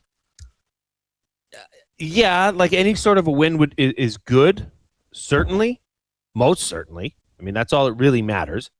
There's no column, as we've talked about before on this show, right, that shows win, losses, and then close wins and close losses. Right. There's no column for that. What I would like to see personally is this team continue to build on their newfound identity. Okay? Yeah. Which is controlling the football, not giving up the football, not turning over the ball, creating turnovers defensively, and bending and not breaking defensively. If you combine all of that together and win two or more of the facets of the football game, offense, defense, special teams, I think this team is capable of a commanding win, Reid.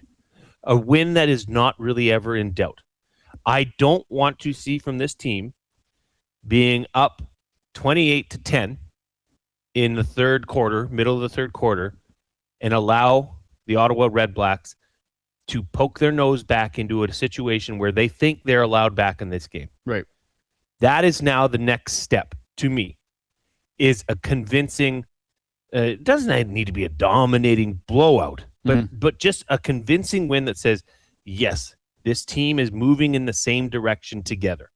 They're connected. They're on the same front. By all accounts, Reid, from the guests that we had on this show, Joel DeBlanco, we had head coach Mark Killam. Yep. There was a lot of mental mistakes last week. Yes. A lot of missed assignments or misfits, as he would say. I want to see that changed and say, yes, we can snap out of that and brush off a bad game. Like Rod in the Nasty Chat says, BC showed how to stop the Elks last game. Which is true, but I guess I would ask Rod this. Did the Elks show how to stop Winnipeg? Did the Elks show how to stop Montreal? That these teams are now stoppable. These teams can never win because the Elks showed how to stop them. BC did things very well. BC limited Rankin in the running game. BC was better on the line of scrimmage, which has not been a problem for the Elks in the other 3 games. So I don't know, Rod. Like I know what you're saying, but like just because the Elks lost a game doesn't mean that they are now stoppable all the time. I mean, Nathan Rourke was 0-3. Did the first 3 teams BC lost to show how to stop Nathan Rourke? And now Nathan Rourke can never be like, I know I'm being somewhat argumentative with you, Rod, but I don't think the Elks are now figured out. I don't think BC won, and now it's like, oh yeah. No, that one dimension that the Elks have. I mean, it's all about playing your best as often as you can, and the Elks didn't do it as often as they can. You know, like they can open holes for Rankin. They can tackle better. They can turn over the ball less. And a lot of it, I mean, now one of the fumbles was Rankin's. I mean, the turnovers were huge in that game. The Elks lost the turnover battle. They'd won it in the first 3 games. You know, so that's what I'm saying tonight. Don't hand Ottawa chances and points. Make them earn them. Because I think if both teams play at or near their potential, the Elks are actually the better team. They have the better roster. Teams that have won the turnover battle, Reid, this year in the CFL are 13-1. Okay? That is a very important stat, and it's critical for this team in particular because I don't think they can play their way out of a game in which they're not winning the turnover battle. Mm-hmm. But to that comment by Rod about the Lions found a way, look, Justin Rankin still finished with 100 yards receiving, Reid, on 10 catches. Right. I think they found a way to disrupt the running game, but that's what I've been saying and harping on even as right after the game last week. Okay, if the running game is not going for whatever particular reason, Mark Killam was on our show, he said the guards were having a rough night. Yeah. Okay, that's not going to happen every night. Carter O'Donnell's going to bounce back, and they're going to run Justin Rankin right behind his big butt. Right. But then there needs to be a quicker transition into finding different ways to get the ball into Justin Rankin's hands. He is the playmaker. Right. I mean, if he's one-on-one, good luck tackling him. It ain't happening. So that's what I want to see is growth for this team. I think this is kind of a chance for the Elks to flex and say, okay, you thought we were just a flash in the pan because we came out 3-0, then we dropped the game to the winless BC Lions, who, by the way, they're not an 0-3 team.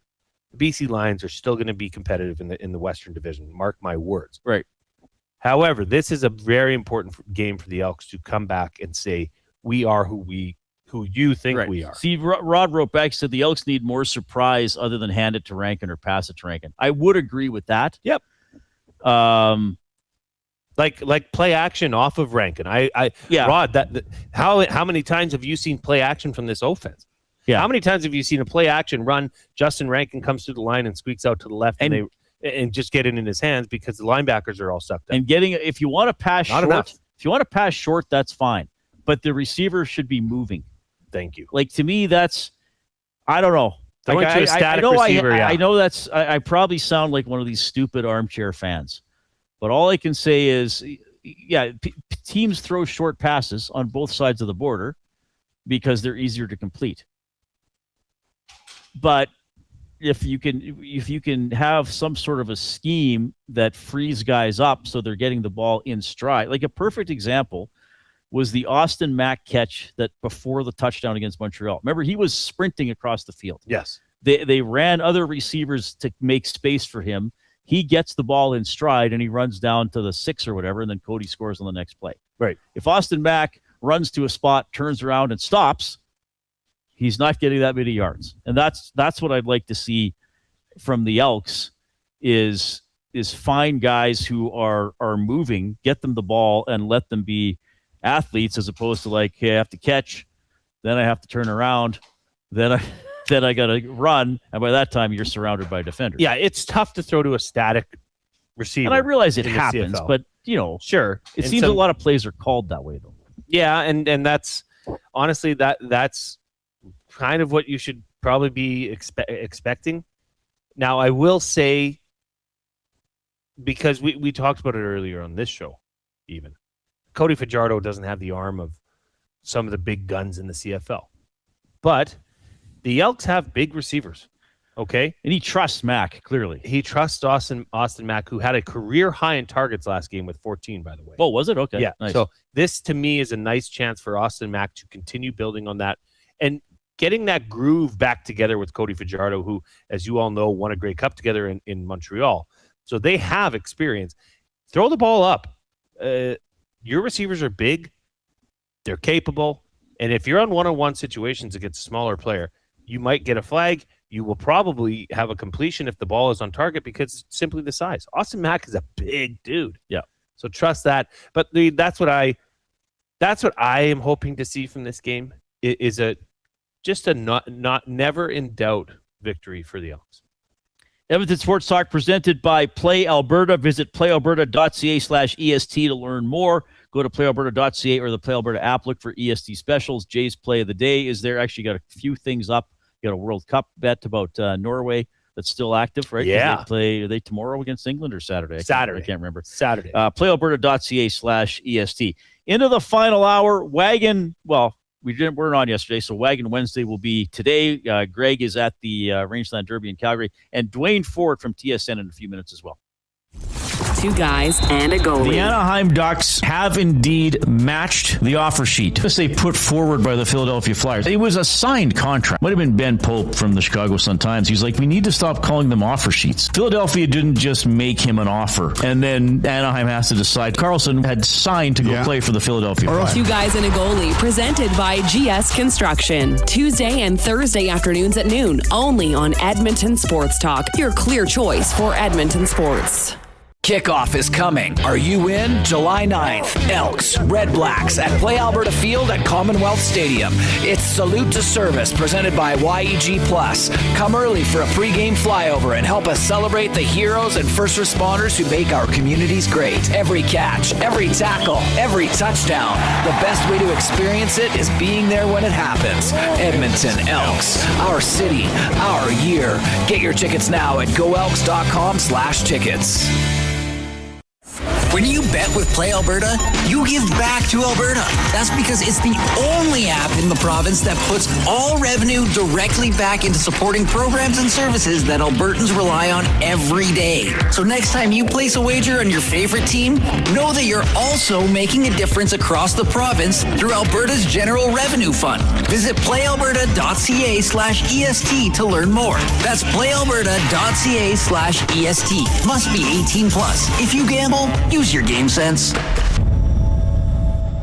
The Canadian Brewhouse has a happy hour for any scenario. You finished work early? Happy hour. You finished work because you accidentally hit reply all to the entire company? Big happy hour. Your boss said, great job. Happy hour. Your boss said, per my last email. Ugh, emergency happy hour. You finally closed the big deal. Happy hour. With a huge selection of ice cold drinks and great food, the Canadian Brewhouse has a happy hour for whatever just happened at work. The Canadian Brewhouse. Your day just got happier.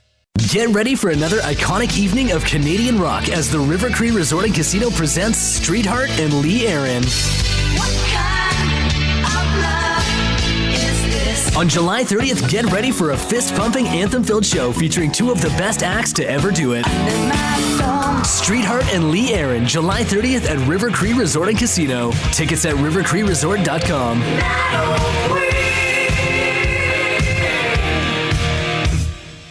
Sentinel Storage congratulates Canada Soccer's men's national team for breaking new records, making history, and showing us Canada is a soccer nation. From local fields to the world stage, our athletes make us proud to call Canada home. Sentinel Storage, official storage partner of Canada Soccer. Time for a new career in 2026? Or maybe your kid is still pondering their path. Good news! Weiss Johnson is hiring. It's Dennis, and not only are we hiring for heating and air conditioning, we're also looking for experienced plumbers and gas fitters. With the growth in residential development, there's no shortage of opportunities at Weiss Johnson. Choose your path with us. Learn from one of the industry leaders, and we will grow together. Receive great benefits and school reimbursement as well. Visit weiss-johnson.com today.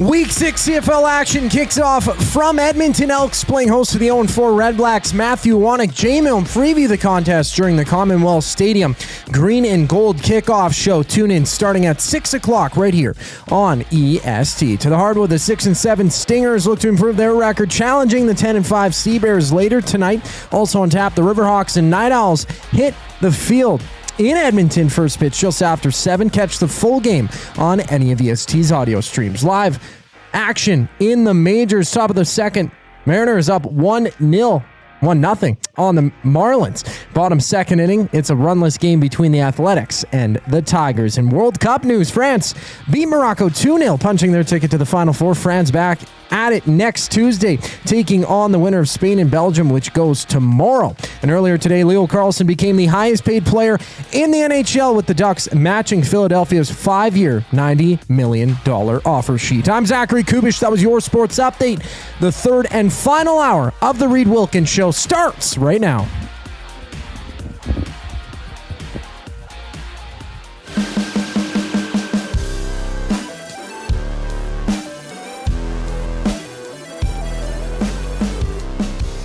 All right, portions of this hour presented by Commonwealth Stadium. It's time to come alive, get ready to be thunderstruck, and top it all off with a big congratulations for the Big Ass Stadium Tour. What? Biggest concert of the season coming to Commonwealth Stadium. Go to edmonton.ca/Commonwealth. You got Saturday, July 25th, Post Malone with Jelly Roll and Carter Faith. That is the Big Ass Stadium Tour. Huh. Best available tickets for all the big shows on sale, Ticketmaster.ca. Are you going to that one, Coop? Oh, yeah. Yeah, unfortunately, I have to miss the Nasty Bash once again this year, but I'm going to that one July 25th. Are you being serious? Dead serious. Okay. Yes. Awesome. Yeah, the Big Ass Stadium Tour. 2. I don't know. I'm not a big fan of Jelly Roll, but Post Malone, he's quite the act to try and see. I don't know. He's going to pull out different things, I imagine, but doesn't stack up against a Nasty Bash, I don't think. I don't know if he's joking or not, Jay. No, I don't think he is. Okay. Duane Forde's going to join us in a few minutes. Elks hosting the Ottawa REDBLACKS at 7. So Jay and I are going till 6. Then Jay is going to keep working with Matthew Wannick for the Commonwealth Stadium Green and Gold kickoff show. They're on after the game for the post-game show. Anything about the depth chart that you want to point out about, or any players to watch? No real changes. They're still dressing 10 defensive linemen, so I like that. I think they'll be able to get better pressure on Jake Mayer than they were Nathan Rourke. Okay. One thing of note, though, there's a reserve spot where a player can sit not on the active roster, not on the injury report, not on the practice roster. Okay. So last week, Brock Mogensen was in that spot. Now Brock Mogensen has been put on the 6th game. Which Mark Gillum told us on Tuesday. Yes. Right. So it would appear as though, now this doesn't mean that Brock Mogensen has to sit out 6 games. It's not like that. But once again, it's just unfortunate with these hamstring injuries for the Nick Anderson first, then Brock Mogensen second. Right. But the same receivers are healthy. Yeah. The old line's healthy. Yeah. Same. Brendan Bordner, Carter O'Donnell, David Beard, then Carter and Murray on the right side. Joshua Cephas, Kyle Julian Grant, Brendan O'Leary-Orange. I'm going to make TJ it. Luther, Austin Mack. I mean, the receivers are good. I'm going to make the Reid Wilkins game day. Oh, I love it. I was waiting for this, baby. This will be Malik Carney's best game as an Elk.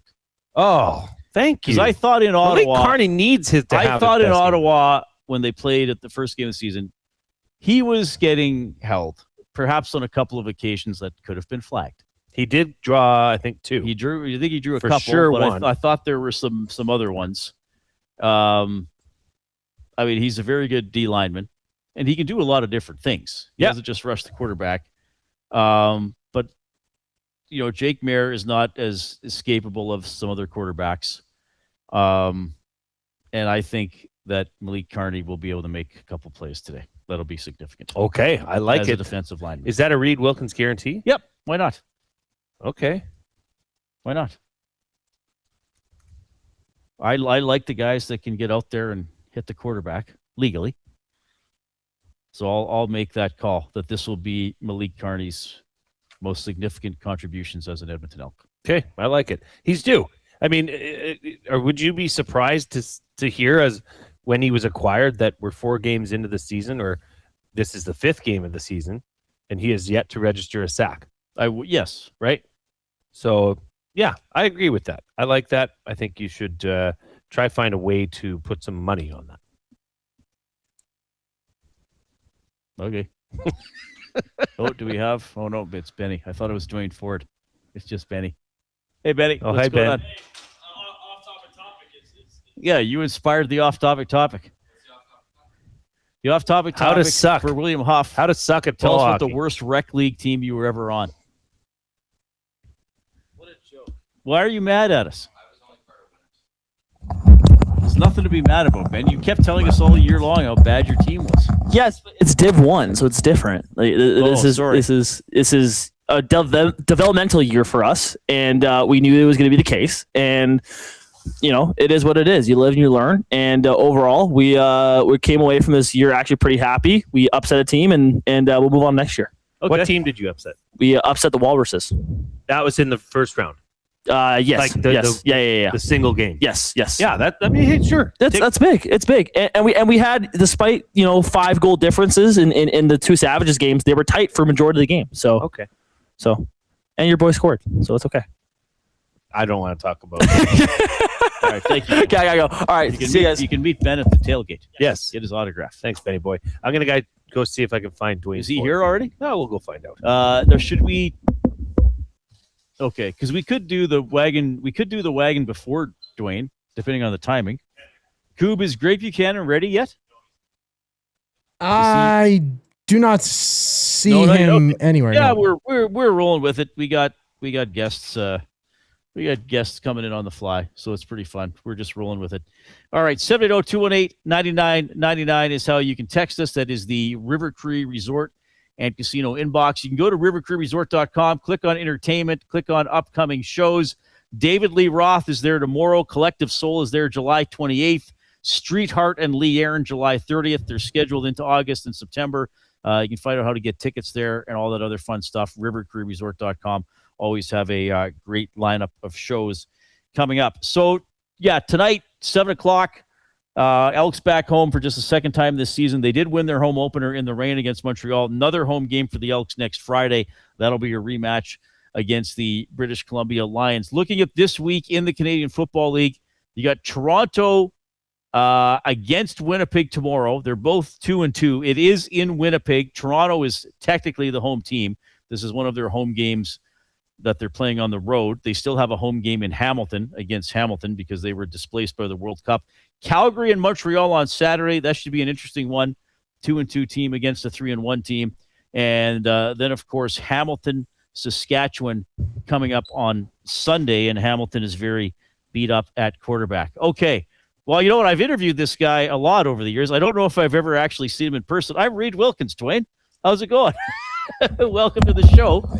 And, of course, Jason Milne is here, too. So I know you're busy. Thanks a lot for doing this. We'll spend a few minutes with you. Sure. Fantastic. Yeah. Here, you slide over this way a bit, Duane. All and we'll right. get you in the center of that shot. There we go. Yeah. Look at his All suit, Who are Duane. you doing the game with tonight? Marshall Ferguson is Yeah, on you said no play-by-play tonight. Dustin, please, right? You're like, Yeah, we've exiled him. Yes. We always miss him every Thursday and Friday. How are you doing? It's good to see you again. Good. Yeah, good to be here. Thank you. Yeah, this is. Do you pay any attention? Like we had Killam on. He's like, we don't even look at Ottawa's record. Like you can't with the way the league is going this year. No, exactly. I think that's one of the big themes to me in the league this season, even coming into the year, is the sense of parity, right? That anything on any given day, any team can beat any other. And I know it sounds like such a cliche, but there are years, and even coaches around the league will tell you, there are years where you kind of have a good idea that there are certain teams that you're pretty sure you're going to beat them. Certain games are going to be much tougher. This year, they'll tell you every week is going to be tough, and we're not sure. Like every week you have to play well to win. And, it's going to come down to a handful of plays to decide who wins it, who makes the mistakes and who doesn't. We're in it here talking about the Elks a lot. The last 4 or 5 years haven't been very good. Yes. I believe, but I'm here all the time talking about it, so I'm curious your view for the outside. I believe there's a shift, maybe even going back to the middle of like they did have a 9-game stretch last year where they went 6-3. The problem is they were 1-7. Yeah. I believe there's a shift in accountability, standards, and continuity. Yes. Am I too close to it, or do you see that as well? No, I see the same thing. There's definitely been a shift here in terms of culture. And I always laugh when people say, oh, culture doesn't matter. It's just about how good your players are, this, that, and the other thing. Culture absolutely matters. The way that you do things, the expectations, all of that makes a big difference in terms of whether you win or lose. And you mentioned continuity. That's another big piece. For me, there's a lot of when Chris Jones was here as general manager and head coach, I'm a big fan of a lot of things about Chris Jones. I think Chris is a very smart guy, very creative, has done a lot of good things in this league that continue to exist. And honestly, you talk to Chris about different ideas about how the league should operate. He is a guy who had a lot of very good ideas. One thing that I think that for me that I kind of disagree with, and I think obviously the regime that is sort of in power now agrees with, I think that where Chris ran into trouble sometimes is that he was impatient. Mm-hmm. And it seemed like the lineup was always changing. Players always seemed to, it wasn't just players in and out of the lineup, but often players changing positions within the lineup and things like that. I think continuity is important for success in this league. And there is much more of a sense of stability around this team than there had been for the previous couple of seasons. Yeah, I agree. And that takes a while, right? And we had former players, former Eskimos, Elks that were on our shows that said, just slow down, take your time. Yeah. This is a process, right? Yep. And it does take a little bit of time. And having a player like Justin Rankin sure helps with that. Yes. I think we can all agree on that. Yeah. What are you seeing? I mean, you played the running back position. I never got the ball though. Well, Justin gets the ball. You were the more important player, in my opinion. But what are you seeing from Justin Rankin that just makes him different in terms of being able to get off of a tackle and just excel through situations where really I'd say most running backs would be tackled? Yeah, a lot of it has to do with the way he's built. Justin he's basically a bowling ball. He is so thick and so strong, but also low to the ground. There's not a lot there to hit, but he is sort of built for contact and built to bounce off it. His balance is so good. He has such a strong base. You add into that his speed as well, that once he does bounce off of those tackles, he's a threat to go all the way every time the ball is in his hands. He's been a lot of fun to watch ever since he came back here in midseason a couple of years ago. Yeah, he's been great for us. I can tell you that. Austin Mack came in here in the offseason as the number one, target for free agents and wide receivers specifically. But it got off to a little bit of a slower start. Last week, he actually had his career high in targets with 14. Do you think this is a case of Cody Fajardo and Austin Mack, who had a history in Montreal, just starting to get back into that rhythm? I truly do. I think that things got derailed for Austin a little bit when you look at, obviously, he misses most of 1 year after he has the big year in 23 when they win the Grey Cup in Montreal, and he had burst onto the scene as this guy coming from the NFL and was just a great fit in Montreal in that situation. Misses much of the next season, obviously, as he's exploring NFL options again, and never really found his groove that year, and then battled injuries a lot of last year. And as well as that, adjusting to, although Davis Alexander had been in Montreal, they didn't necessarily have the same chemistry, the same history that he had with Cody. And so he never really got back on track. And so now he comes to a new team, and yeah, it takes a little bit of time to sort of find your way. As for him, even though Cody's been here for a year and knows the system, they haven't been in the system together, but they know each other. And so now as Austin becomes more familiar with the offensive system, I think you'll start to see them find a little bit of their old chemistry. And as we know, a healthy Austin Mack is a pretty dangerous weapon to have in your holster. Well, we are joined here by CFL's Duane Forde. Thanks again for taking time. I think yeah, my pleasure. With us being here, it was just such a great opportunity to have you in studio. Have you ever been a part of a team, like right now the Elks are the only team in the CFL that are sub 50% in the red zone in terms of touchdowns? Okay, they've been there a lot, but they're not producing in there. Have you been on a team that had issues in the red zone, and how was it remedied? Yeah, I'm sure I was at some point. I was fortunate to mostly play on good teams with pretty good offenses a lot of my career, but we had there were a couple of years that were a little bit ugly. But is that like a early timing season timing thing? Because there's other teams that are 70, 75, close to 80% in the red zone. Yeah. But it just seems the Elks can move the ball, and then whammo, they get to the 15-yard line or the 18-yard line or the 6-yard line off of a turnover. Yeah. And it's like, where's the playbook? Yeah. And I think sometimes it can be a matter of finding what is your bread and butter, right? Finding your identity in different areas of the field, in different aspects of the game. But in that area specifically, I think when you look at the teams that are doing pretty well, I can't quote analytics or statistics on this, but my sense is that those teams just have certain things that they do particularly well in that area. It's not that everything that they try works, but they've sort of found the things that they like in that area and that works. And sometimes it can be a situation like for Edmonton where they are still finding what their go-to stuff is in that part of the field. Yeah, I got one more for you. I think I love football strategy and stuff, and I never played it like you and Jay.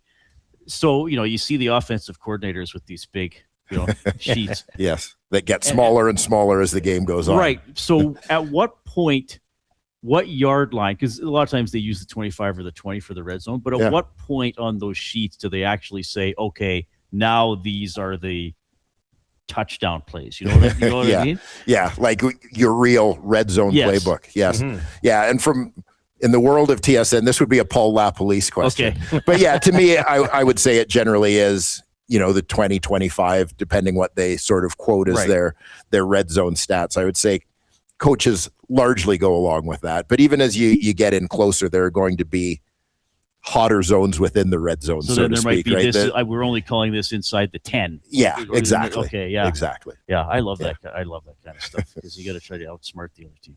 Yeah, that's what he was good at playing. The chess match. Yeah. Well, we'll let you go here, Duane, because I know you got to get on to your day job, right? But I just, I have to take this opportunity. We're under 30 days from the 1-year anniversary of you on the broadcast at Calgary Labor Day with the EST buses that we sent down to Calgary, right? With one of our listeners who's very active here. He's listening right now, that you coined as supersized Indiana Jones, which he still goes by that handle in our chat. So, is there anything that you'd like to say? He's become pretty much an international superstar since you. Well, I feel that he was well on his way. It was just a matter of him being formally recognized, and I am glad to have played whatever role I've played in his ascent to. He's still climbing. He's still a rocket that's been launched. Yeah, no doubt. Big Uke. Big Uke. Yeah. You remembered. That's awesome. Yeah, of course. That's incredible. Of course. Yes, thanks for stopping by, especially right before a broadcast. We appreciate it. Good to be here. We're going to go, just to tee up the next segment, we got a Rangeland Derby report from Calgary next. We're covered everything at the Stampede. Thanks so much, Duane. Have a good call tonight. Thank you. My pleasure, guys. Okay, here's the Coop with an update.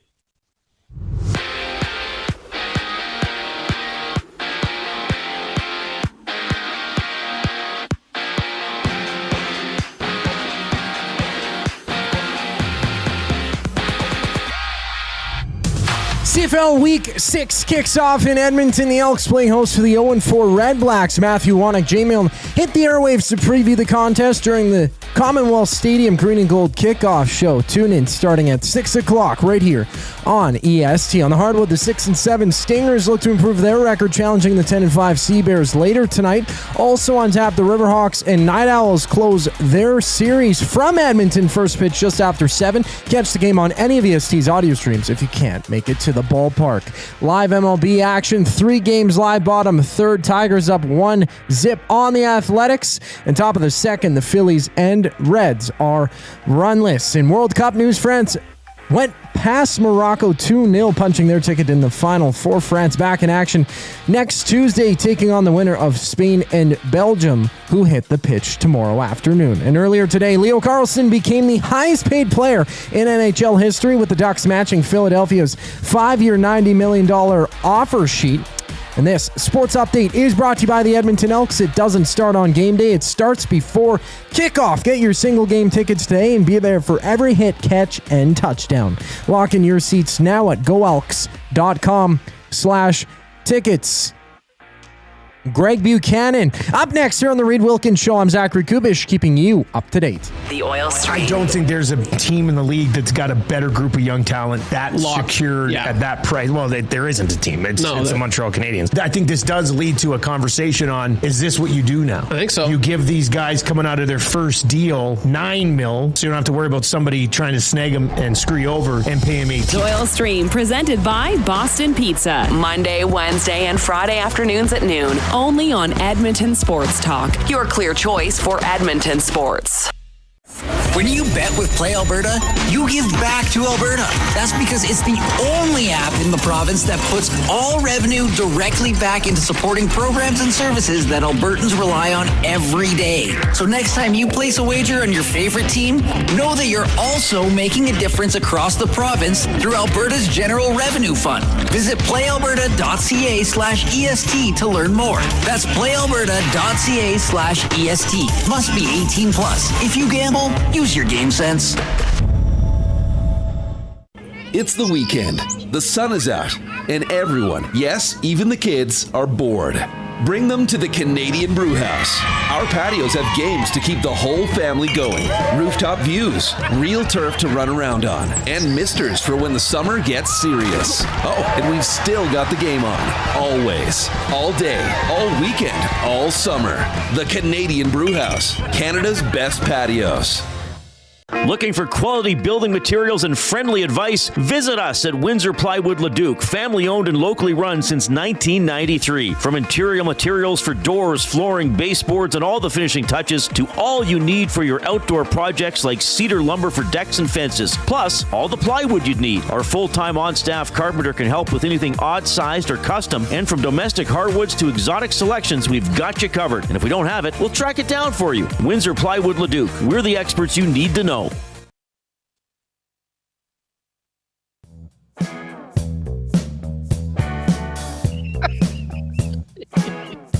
All right. Good to have Duane Forde dropping by. We're at the Commonwealth Stadium Rec Center at 6 o'clock. EST keeps going. More live programming. The Commonwealth Stadium Green and Gold kickoff show with Jason Milne and Matthew Wannock, Elks and REDBLACKS at 7. We didn't have programming yesterday, so we will do Wagon Wednesday today, presented by the WPCA and Century Mile Racetrack and Casino. Feel the thunder at Century Mile Racetrack and Casino.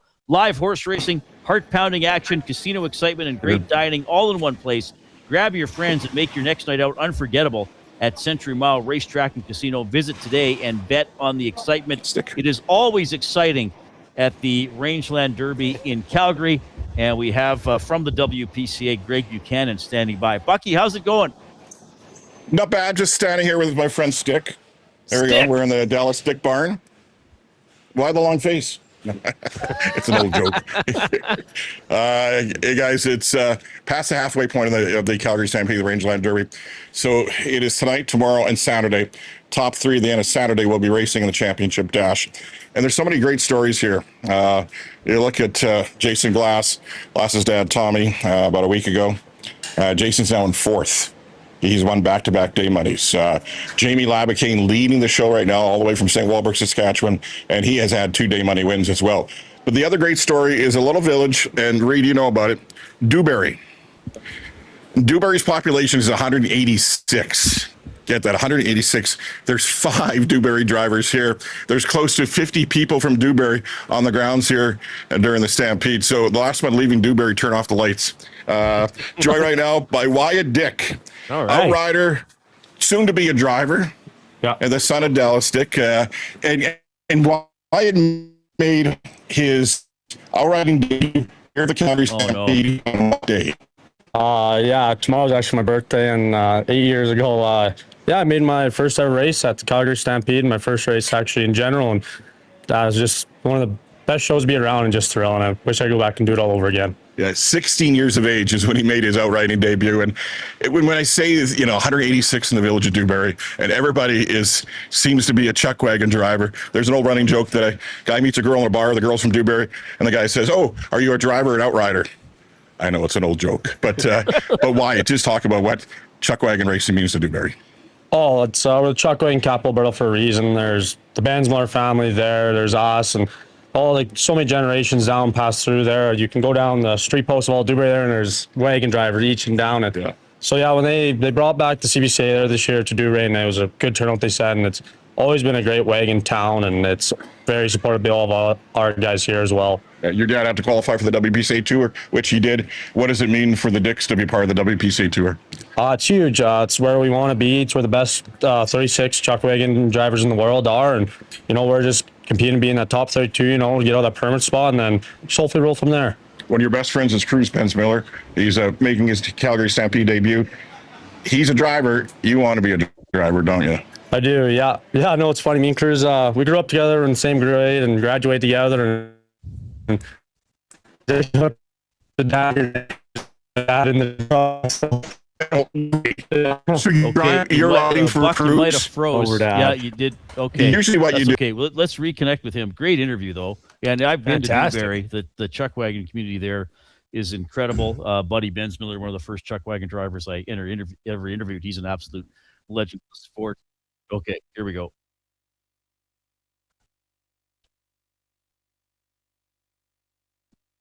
Okay, I don't think we have it. We'll have to try to get Buck back, maybe in a better spot. But that was a really good interview. Hey, you want to try to connect again? Yeah, Bucky, if you can hear us, maybe move outside the barn a bit. Yeah, closer we can to reception. Yeah, just maybe get to a different spot, and we'll do a couple more minutes with you here. But that really interesting interview. And, try it again. I love the stories about. We'll come out of the barns. Maybe that's better. Thanks, Wyatt. Yeah. All right. Yeah, we'll stick with him. Wagon Wednesday here for the World Professional. I really like this behind the scenes. Oh, well, Buck's a pro. He's been doing this a long time. He's interviewing a horse. Bucky, can you hear us?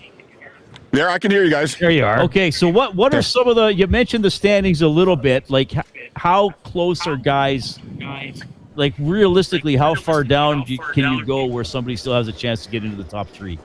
Well, tonight is a huge night. It's night number 7. You guys got guys like Kurt Bensmiller in contention. Anybody that's in the top 9 right now has a shot. But tonight is vitally important. Tonight and tomorrow, and then, of course, Saturday. But there is a bit of a separation between 3rd and 4th, and then a big separation between 4th and 5th. So, but anything can happen. One of those guys in the top 3, some bad fortune comes their way, and easily things could happen and shake up that leaderboard. Before we leave you, Jay, I got a special guest here. And you played football at the U of A, correct? Correct. So, and hey, here is... Other that's an alumni. So we'll show the barn that we're at. And you see who we're about to interview. There we go, Mitch Sutherland, linebacker, U of A Golden Bears. Jay, remember this teammate? Yeah, Mitch. I'm he looks like he can still play. If the Elks need anybody tonight, Maybe we could use him. Take it away. He says, "What was Jay like as a player?" Forgettable. Just kidding. Jay, that was a shot, man. That was a big time shot. Look at the size. Notice his hands. Look at the size of his mitts. Yeah. Look at the size of the hands on this guy. Oh my God, huh? Those are meat hooks. What is the Rangeland Derby Calgary Stampede mean to the Sutherlands? What does the Stampede mean to you? Well, it's everything to us Chuckwagon drivers. Kelly's won it numerous times. Dad's won it. I was close to winning it. It's everyone's goal and dream to win it. Okay. Watching ECFL at all?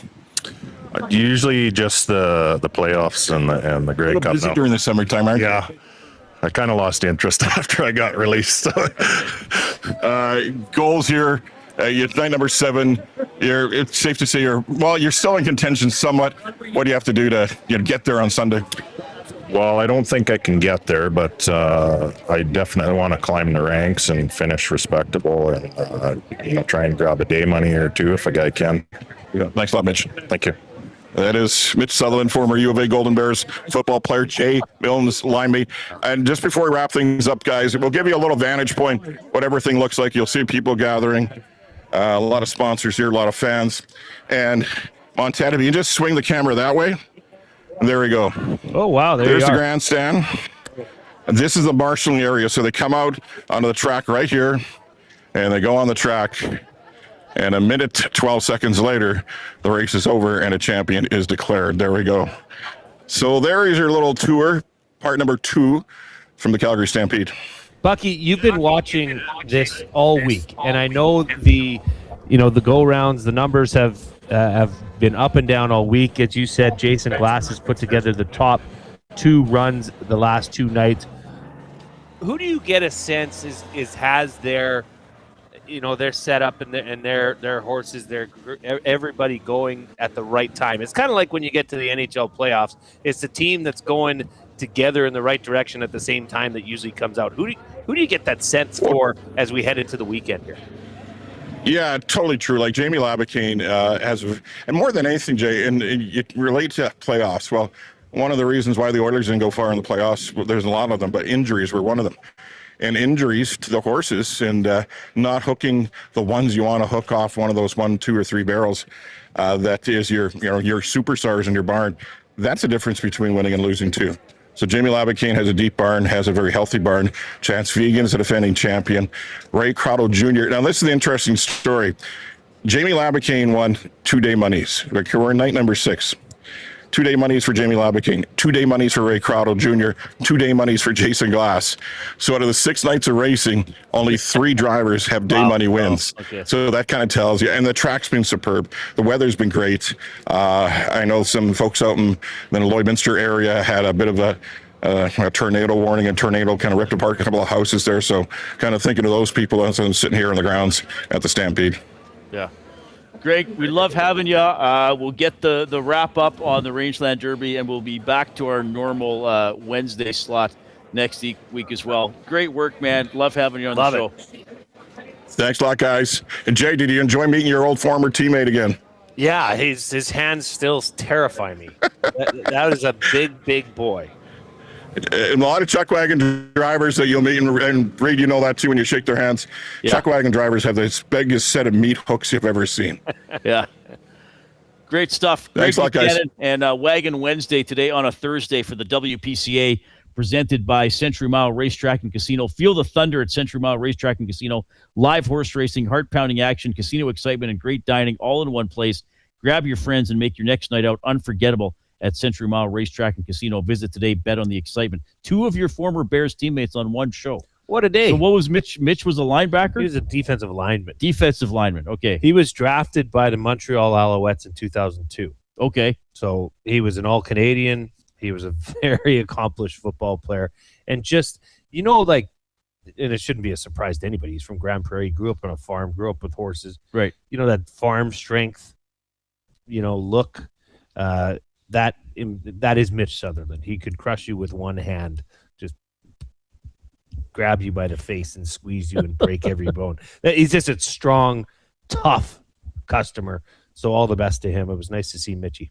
North Sass Gator in the Nasty Chat says, I love Buck's interviews. Such a fun concept seeing a wide variety of sports. Well, I'll tell you something. Like I always say, we got to promote ourselves. We're our promotions department as well as the hosts. Jay and I, it's one of the first things we talked about when we met, that yes, this would cover the Edmonton Oilers and the big stuff, but we would not be afraid to profile other sports and other athletes. Yeah. So we have our athlete of the week. We're doing Wagon Wednesday. You know, hopefully people have seen us over the last couple of years doing Oil Kings, doing U of A, finding other stories to tell. And having Buck on with the WPCA is definitely part of that.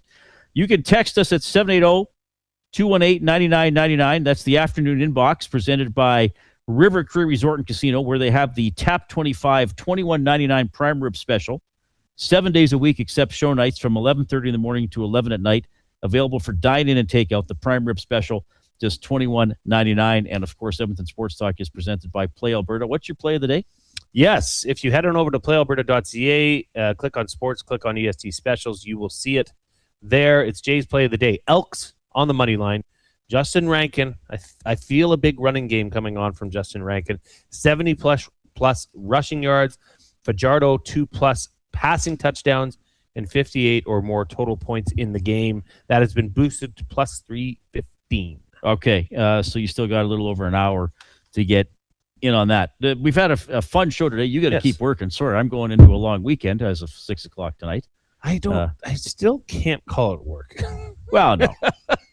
You have you have employment responsibilities. Yeah, I guess it's not necessarily work. I guess is what we're saying. Well, I'm going to the dentist tomorrow morning, so I probably would sooner be at the office. What do you got? It's just like the cleaning. Okay. But did I tell you I had a tooth crack and a chunk came out in my mouth when I was eating cereal about 6 weeks ago? So I don't know if they're going to look at that and say, oh, it's fine, or if they say, oh, we got to put a crown? Crown. I'd be fine just leaving it. It doesn't bother me. I don't think it's getting dirty where it is, but I guess we'll find out tomorrow. Yeah, the whatever. Teeth, you only get one set. What can you? Once you're an adult. Once you're an adult, yeah. When you're a kid, it's all tooth growing. Yeah. We got some final thoughts on the Elks REDBLACKS game, at least for this show, and words of the day for the Edmonton Public Library when we get back.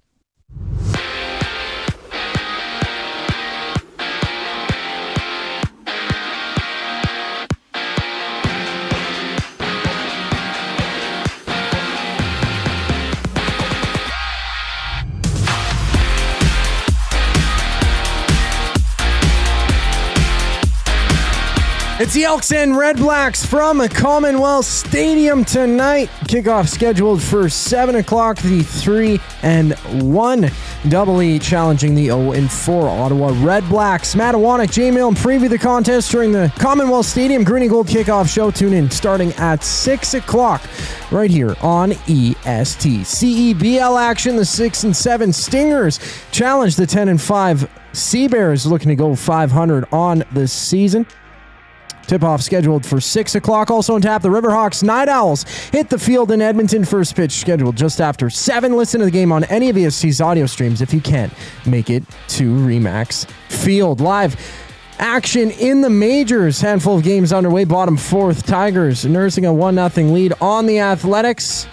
And top of the fourth inning, the Marlins up 2-1 on the Mariners. World Cup news. France beat Morocco 2-0, punching their ticket to the Final Four. France back in action next Tuesday, taking on the winner of Spain and Belgium, which goes tomorrow afternoon.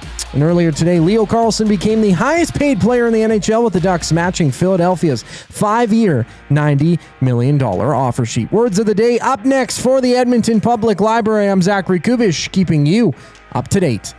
EST Afternoons. First time I've ever watched Point Break in my life. Do you want my review? I don't need it because it was awesome. I'll give it a 6.5 out of 10. Stop it. It's entertaining. It's not Swayze's best. I love Busey. I didn't know he was in it. You guys should have started with that, and I would have watched it a long time ago. I didn't want to give it away. Keanu's great in it. It's unbelievable. But it's 80s cheesy. EST Afternoons, weekday afternoons 1 to 3, only on Edmonton Sports Talk. Your clear choice for Edmonton sports.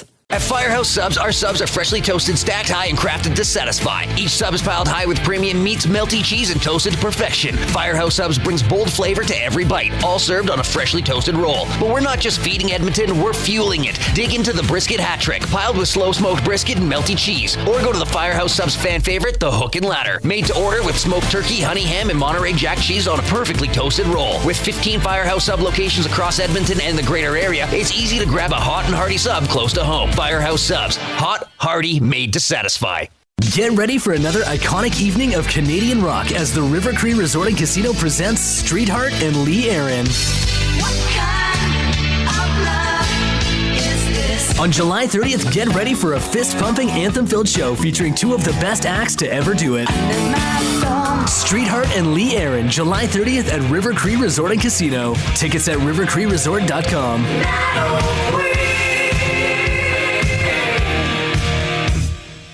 Hi there. If you're like me, you like to picture yourself in luxury even though there's absolutely no way you could afford it. And if you can, well, even better. Thankfully, I picture myself in something that is luxury but still absolutely affordable, like the all-new Mazda CX-90 from Park Mazda. With the new luxury features like facial recognition settings and quilted detail Napa leather seating, I can pretend to be comfortable with all of my proper settings activated without even touching a button, thanks to Mitch Lewicki and the great staff at Park Mazda. I like to picture Mitch Lewicki as a ninja fighting off evil samurai. Park Mazda, your dealer for life in Sherwood Park off Y Road, parkmazda.ca.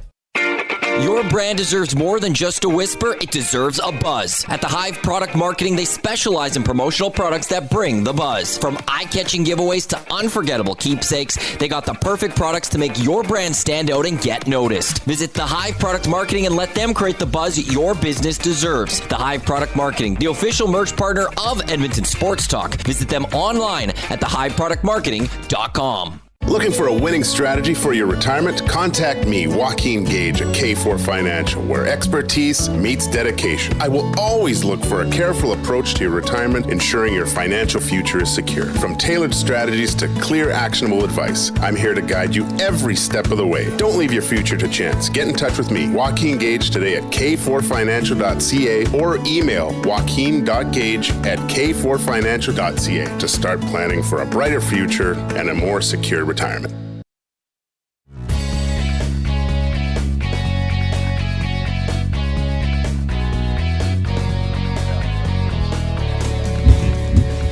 Oh, are we here? We're here. Are we here? All right, I was talking about stuff. Good to have you tuned again. Elks, REDBLACKS coming up 7 o'clock. Waddick is here getting a pregame meal in. He's going to slide in with Jay for the Commonwealth Stadium Green and Gold kickoff show at 6. Can't wait. He's eating. Yeah, he went out to the. You might as well come show off your goodies here. He went to the tailgate and has brisket poutine, and that's from who? Turf District. Okay, that's amazing. Good. Looks good. Yeah. Tell you what, if you're on YouTube and you've not given us a thumbs up, give us a thumbs up. Oh, it's not working again. Click. There we please, go. Please click. Must you click? You must click. Thumb. We'd like to get to 100 thumbs. I don't know if we're gonna get there. We'll see how many thumbs we finish, and if that's over under Rankin's rushing yards. We're at 70 thumbs right now. Hopefully he has more rushing yards. We than 70. need more than that for we Jay's need more play than of the that. day. So click the thumbs up. Click the share button as well. And send the show link off to somebody else. Tell them all about EST. And remember, the live programming continues tonight. 6 to 7 is you and Matt with the kickoff show, and then on right after the game to break it down. I wanted to remind everybody as well, the next generation of NHL stars coming back to Alberta this summer. Tickets now on sale for the 2026 Hlinka Gretzky Cup in Edmonton. Visit hlinkagretzkycup.ca. Click on tickets to get a seat for a first-hand look at the future of hockey. Always a lot sports-wise going on in the city of Edmonton. This is a great city in which to cover sports. And sure it's devastating that those other stations got shut down in other markets. Like, that's just, I don't know, it sucks. Did we talk about that? We didn't on this show. Right. On Tuesday. I talked about it with Dustin a bit yesterday when I was on at the golf course. So how many friends would you say you have in the industry that were directly affected by that? Well, 2 people that I know quite well, Mhm. and then other people that I just know through going on shows or know who they are or would deal with, like Pat Steinberg for sure, and then my buddy Mark Strashik who I went to Nate with. We worked together in Lloyd. He was at Ched for a while. We didn't work together at Ched, but he'd been at the Newswheel station in Calgary for 20 years. Wow. Since 2006. And they had no idea this was coming? I don't think so. I think you just show up and you're told, well, what happened to the 1260 guys? Yeah. It was like, hey, there's a quick meeting. Okay, there's no station. Yeah, I still don't understand that. And especially for a place like Sportsnet 960, like, did they not have the Flames? And I think they had the Hitman as well, didn't they? But I don't know. I would assume that would be profitable, but I guess if you're not making money, or you're not well run, or you're not spending money in the right places, then that's what can happen. Mm-hmm. All right. We'll do it at the end. Time for your words of the day for the Edmonton Public Library. Tickets are going fast for EPL's After Hours Escape Room Adventure. Locked Library, the bookcase. Finish fast for the glory, or take your time and immerse yourself in a story inspired by classic detective novels during this After Hours Escape Room Adventure on Saturday, July 25th. All proceeds from this event help support the work of EPL, with proceeds being reinvested in our collections, programs, and services for the community. Get your tickets at epl.ca/locked library. Also remember, if you have a library card, you get in free to K-Days on Sunday, July 19th. Pretty cool. All right. Don't have the music on hand. The EPL? Oh, sweet. Are they? Yeah. Oh. They're a tailgate. That's what Iwanek was just saying, as they should be. First word of the day, perfunctory. Okay, perfunctory. Perfunctory. Okay, perfunctory, the spelling PERFUNCTORY.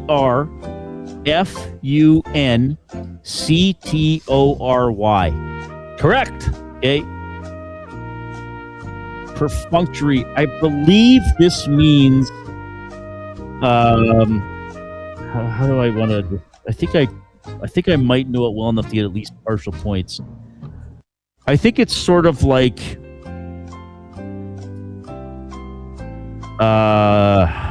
not quite ceremonial, but like how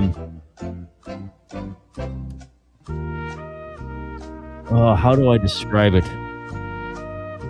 It's sort of like, would it relate to somebody's duties? Like, you have perfunctory duties, like perhaps necessary but simple.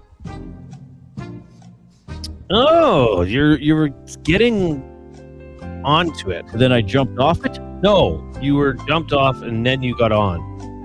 I said necessary but simple duties. That'll be my answer. Okay, so you were getting there. We'll see what kind of points you give, because necessary, and then what did you say? Necessary but simple duties. Right. You're so close, but you're so far. Hey, can I get a sentence? By the time my favorite band got to the last tour stop of the tour, their performance felt perfunctory. Oh, like you're just going through the motions, uninspired. Yeah. Okay. So I didn't quite know it. Is a formal word used to describe something that is done without energy or enthusiasm because of habit or because it is expected.